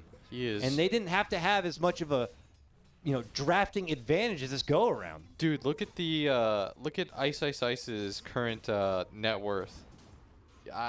Whoa. If you looked at just this list without seeing any of the heroes, you just oh okay, like the 4 Void Spirit didn't work out. I don't think I've ever seen Ice in that kind of position, to be honest with you. Yeah, Way and down that low? My goodness. remember what I said at the beginning of the day. Fnatic is a team that you want to win lanes against. You want to be able to slow these guys down because they play so independently that if the lanes individually don't work out, that's really where you get them. Now, Boom have free reign to kind of play at their own pace here. It's a matter of what they want to do with it. They have Roche out there, but, really how good of a Roche lineup are they? It might be something they just kind of pass on for now and think about picking up later. They have a tier 1 here in the mid they can gladly still go for. Yeah, Anti-Mage with this Battle Fury will continue to avoid fights, and their 4-man is so strong on Boom. Oh, yeah. And it all comes down to the fact that all 3 of the cores have had such a good start. 23 Savage is going to start this for his team, and that actually knocks down one of the trees, and that makes Moon a little bit skittish. Savage loses like a huge chunk of his life bar there. And yeah, he has a Diffusal Blade now to try to flex, but he's not the tankiest. And could fall into trouble real fast if not careful. But yeah, I mean, the 4-man team for Boom has been fantastic. Makoto certainly being the star of that show. And the Anti-Mage is moving upwards with this farm. Fnatic really want this kill. There you go. Can they get a catch onto the secret? They know he's right Piggy there. bank carry of the team. What can they do? Jump in immediately. The stun's all there. He is 100% dead. Yep. Oh, my lord. They commit so much. That was a hateful kill. They're trying to send a message into this game to say, we're feeling down, but we're not out. We'll still, we'll catch you out. In the meantime, Boom trying to move through this mid lane, at least get the secured finish onto that tier 1. Makoto around the corner. Picked up the early Crystallis. I don't feel like I see that very often on your Embers, but here he is slicing up with it onto jabs. It's really efficient damage. It's something that Topson began to do because they kept buffing Crystallis as FBC barely misses. Oh. Doesn't quite get it. Would have probably been a kill, but they do get mid-tower. Yeah, that's right. They it made it cheaper now, I guess, Yeah. technically with the broadsword being cheaper. Then I think they saw everyone started getting Crystallis about a patch ago, and then they made it more expensive again. That's how it goes. Literally every hero was getting Crystallis. Like it cost nothing and it dealt like 40 something damage. Or 34 damage, sorry. And then it gives you the chance to crit as well. So it was way too good for what it was. And so now everyone is kind of swerved and decided to go for the Blade Mail. Yeah, I was which just is going to really say, popular. I feel like Blade Mail should be almost filling that spot. Another item cheaper by the broadsword and was buffed with damage. It's just a little bit worse if you're not an end hero. That's fair enough. Here's Ice, Boom. Ice, Ice. Thinking about making the jump to the mid lane on Ice, Ice, Ice. He seems to be an easy target. And FBZ now dominating on his Mars. Hit on hit, and the Anti-Mage's farm is still relatively unperturbed. His team has done such a good job for him. Like Dream's game it's been a dream game. Aside from the Very nice. one death at lane and the time he got picked off there, he hasn't really been contested too much. His team has done a very good job of winning all their 4-on-5 engagements. Oh, yeah. This would be fantastic. In a pup situation, I imagine if you're the AM and you're just seeing so much chaos without you really being involved. I mean, the AM is 0, 2, and 0. He's had no involvement in any of the positivity going for his team at all look at this. point. Makoto's signaling his Oracle. He's saying, like, guys, somebody might be here. And instead, they're going to go towards bottom where they've got the numbers advantage now that the Oracle is TP'd, but 23 Savage misses, and Ice, Ice, Ice. They're trying to catch what they can, if anything, and it does happen to be a juicy target. They need to really lock him down now. That's a lot. They need more, though. Oh, they do get it. Oh, man, I thought it was going to be spaced out too much at that point, and AM would have been able to slip away But as you mentioned, the numbers advantage there for Fnatic, and there's just not enough to bail out AM or divert the attention. That was perfect by them. They actually layered their CC perfectly. Really well done by Fnatic. So many times. And look at AM was about to get that blink animation off, but yeah. He was stunned for so long that the pounce came back up. That's 2 takedowns back-to-back of Anti-Mage. Now, of course, they still have Ember and Mars both, joining him as far as the trifecta of power net worth here. But Fnatic trying to scratch their way back, taking advantage of some of those higher bounties out there. And look at this, sniping another. Little by little, they're on the run back. Yeah, I mean, they're kind of doing it. I'd say they need at least another, a core kill on maybe the Ember Spirit would have made things real good for them. Yeah, on the bar of doing it, this is kind of doing it, then they're doing it, and then actually doing it, and then they've done it. They're dewarding a lot, too.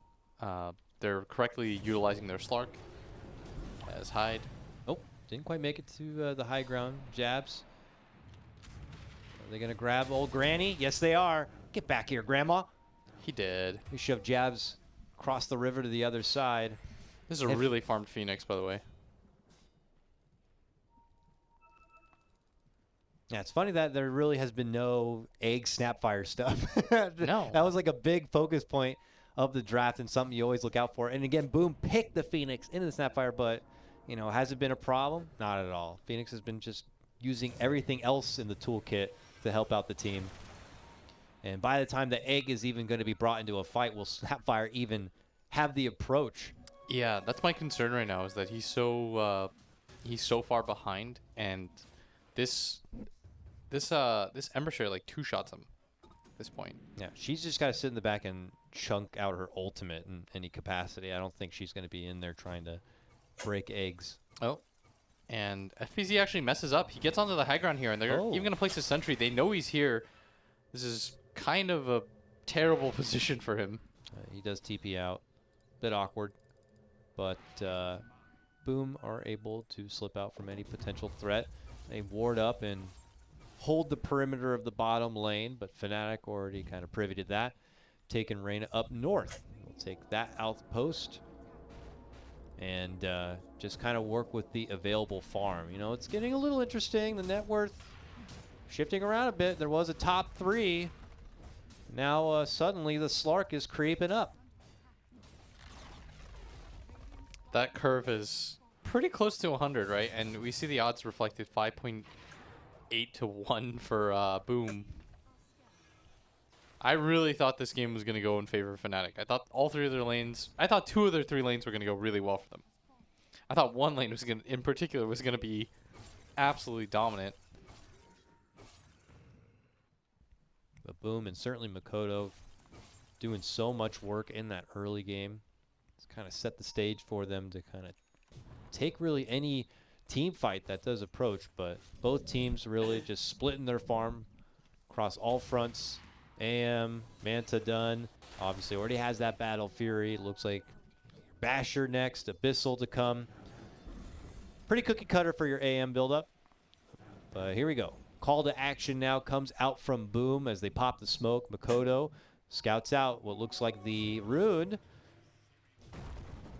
And then pumps back. Remember the new illusion rune acts as a mini Manta here, and he's got it bottled up. They taunt out a bit. They commit to the high ground now. Ice though checks him on the high ground. Monkey King pops the ult, and they're trying to take it right back to Boom. They got the Oracle down, and Boom's forced to retreat. Just a little bit too aggressive by Makoto. The rest of his team wasn't really in the best position. The smoke breaks on all of them, so not really an easy position for Mars to go on. No, still not the worst thing. This is the 4-man. Because AM is farming elsewhere, and just losing your one little support, it's not the biggest thing, but Fnatic are on the move, and again, they're going to go hunting for AM. This would be such a bad death by Dream if he dies here. He has been the centerpiece. They have not asked him to be in a single fight. If this is the kind of anti-mage game you get, you can't afford to die. I think he's good. He's already made it across the mid lane, through the safety of his team. Yeah, I can't stress this enough. I feel like Dream, he's 0-3, and in most situations that'd be death sentence. But his team has done such a good job of creating space for him 4-on-5 that he has not had to budge at all. 0-3-0. Hasn't participated in the 17 kills that his team has had. Yo, he got top lane. Has to be careful. Do not die. Do not throw this lead that your team has built up. I cannot stress this enough. I'm so stressed out right now, Dakota, for him. It's okay. Boom is showing up from behind to catch out Fnatic stragglers who were on that assassin mission, but one of the assassins is able to make it out. Ice. Oh my god. Please kill him. It's getting away. Are you serious? With murder. They're pinging him now, but he doesn't have a TP or any ulti charges. Oh my word. He actually just got out right in front of them. He's just casually going to walk away. He's getting deeper into the forest. They're still chasing. They're still going to chase. And he's just going to park himself right here. And they're going to run into him. Oh, nice.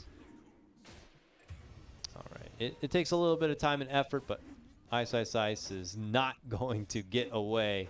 They might get the kill here, though, on Makoto.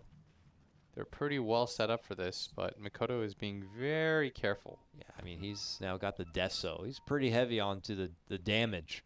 Not very defensive. Is pretty dependent on his remnants to bail him out from potential trouble. The Oracle's showing up now, and that could help things out if things get a bit south. DJ, in the meantime, caught into an arena. Shoved back. Makoto sweeps in and cleans up. He's now dominating.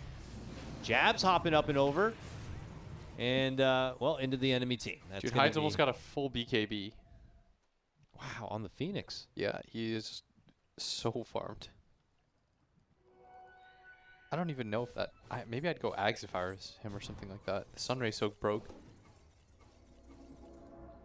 Speaking of BKBs, Moon is hoping to get one next. He had just finished his defusal now, but, you know, these damage bits are nice, but you're still a step behind on the buildup that Boom has.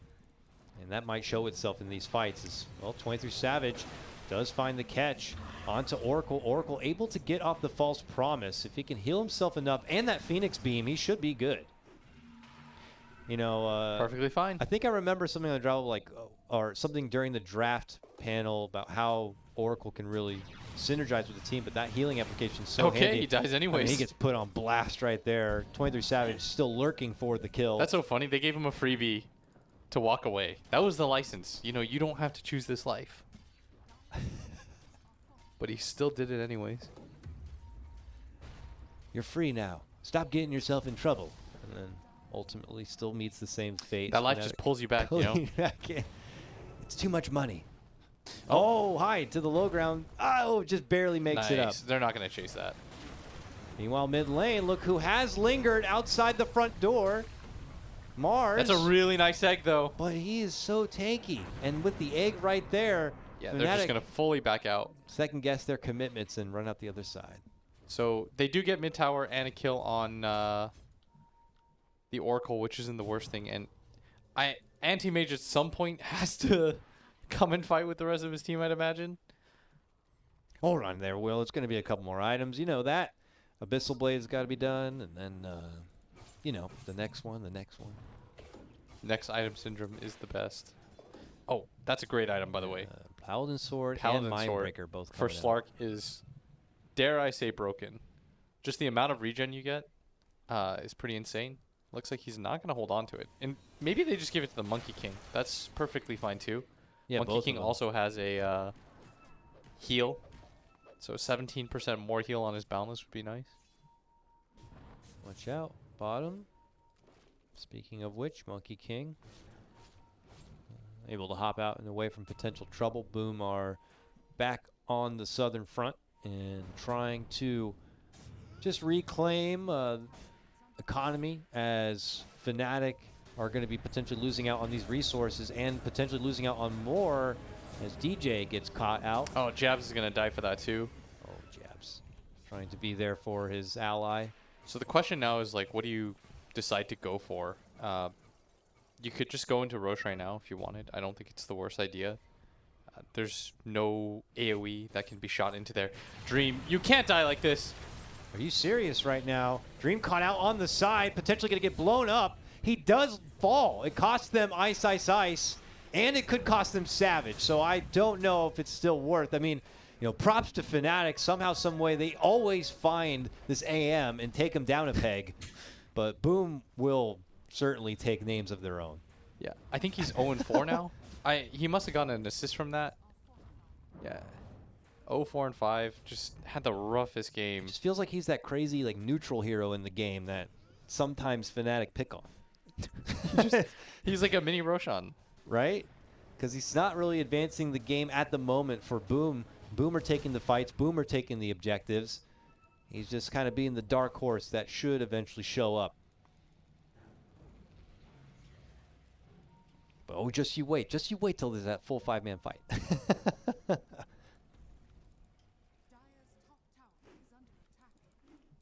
For now, Fnatic kind of stuck back waiting. And on Boom's time, 23 Savage to come back up. He does have the BKB slated. It's going to take more time. I imagine it's wiser for Fnatic to hold out on items like that before they really try to test the waters. And BKB as well for Monkey King. Yeah, certainly those 2 BKBs would be very helpful. Yeah, absolutely. I think you need to get BKBs at this point. The chains are just doing too much right now. And he got the additional second too. Yeah, chains could make things easier for FBZ to set things up with the spear. FBZ also doing a fantastic job setting up these arenas, and now has gone into that utility as he has the pipe. Yeah, and now we're still in the waiting for Dream waiting room.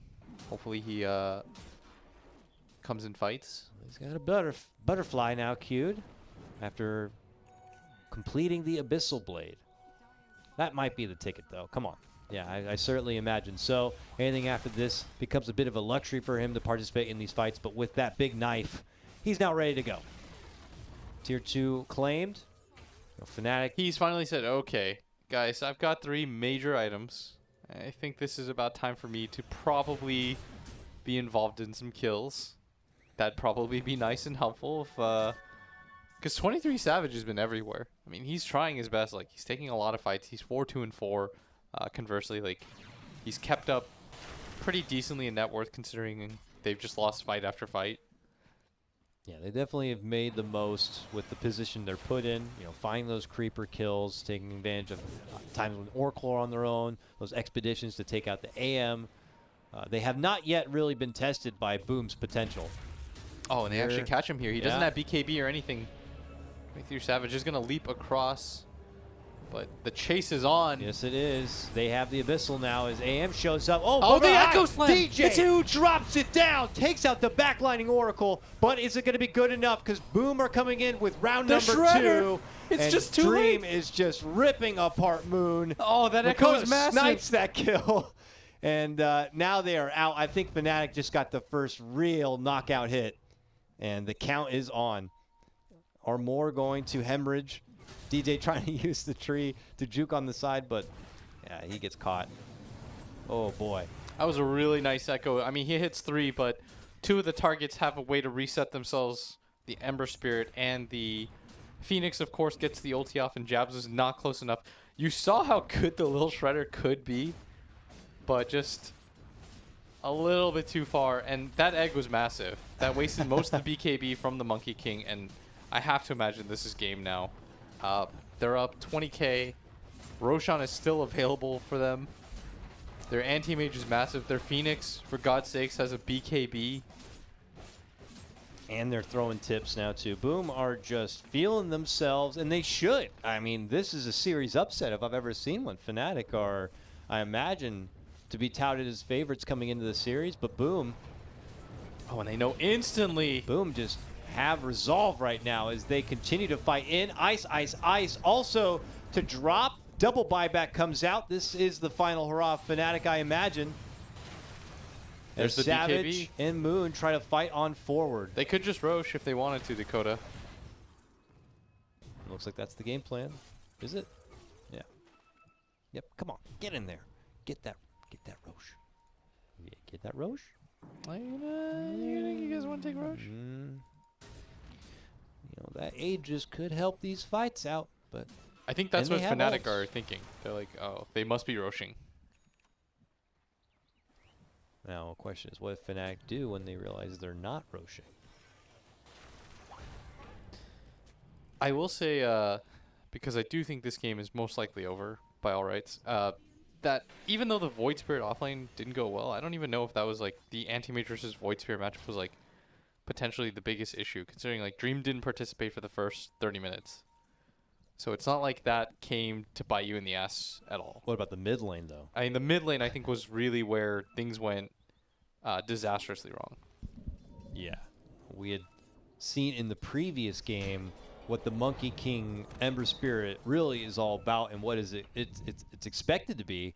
In this game, just totally a different story. Yeah, I mean, last game, Makoto had like an unthrowable lead. Yeah. And he tried. Let me say, he died like 4 times. Yeah. Definitely felt himself. Oh. Trying to go for the invis. This would be huge. Fissure. The heals, the FB. BKB. He tries to BKB He gets the himself out remnant. of it. He does remnant back. He's He gonna come remnant back back in. And Fnatic are not going to be able to get that tasty kill, and they will lose a lot for it. Somehow 23 Savage finds his way out from that little bit of a jam. And this one with the helpful cookie, but he does go down eventually. I think that might have just done it. That may have been the nail in the coffin, as they say. And that was, you did see finally why the Shredder is good. The Phoenix Egg was at full and then it died instantly, but that also forces Jabs to commit within melee range. And he died in 1 second. As soon as he killed the egg, he died. Yeah, really only offered the egg kill and a slightly helpful cookie, but after that, you know, the party and the shtick is over. Dude, this Makoto guy, though, is sick with it. I think he's the 10K player. I'm pretty sure the Boom. I can't check because I don't have a keyboard, apparently, but we'll have to look into that. But nonetheless, he's playing like he's got that kind of swagger, and here they will be rewarded. Boom Esports, big takedown against Fnatic. Fnatic will give them every last little ounce in true SEA fashion with every dying breath. I mean, they're trying, but they're just so far behind. They just don't have the gold. This Monkey King is so underfarmed relative to where he should be. He's gonna buy back, but I mean, this was definitely like the Makoto show. I certainly agree. I mean, how many deaths does Moon have at this point? That was his he was 1-8-5. Yeah, we did not get to see Monkey King really amount to anything there. You know, and you could say that for a lot of the heroes too. I know you said Isis and that laning matchup wasn't the big deciding factor, but you know, we were not able to see him really come into fruition at all. 23 Savage got some picks here and there, but was not really able to go out on a tear. You know, DJ, you know, give him Earthshaker, of course, he'll find good opportunities to make big plays, but it can only take you so far. Boom, man. They do it. They're looking hot. You have any final words for this series as it does conclude? I just want to say that I think Makoto is so impressive. Yeah. I mean, ideally, like, you want to highlight the players that, like, maybe not a lot of people know of. I at least did not. Maybe a lot of Southeast Asian fans are like, Blitz is an idiot. Like, everybody knows about this guy. But, like, from an international scale, I didn't really.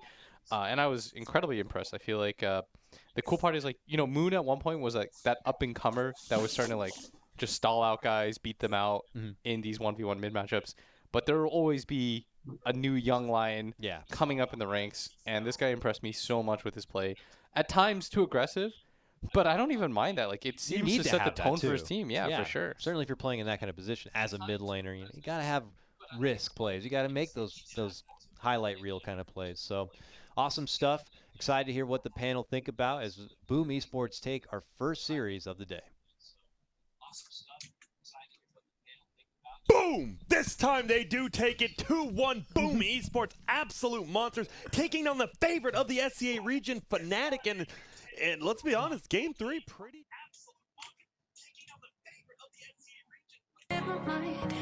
Gotta get out of here tonight. Oh, I wanna run off and fly. And I'll tell myself it's fine to be alone. Just to find somewhere that finally feels like home. Oh, oh, oh. I hate all this overthinking. Oh, oh, oh, oh. The more I swim, the more I'm sinking. Take me to a world of silver, no more heartbreak.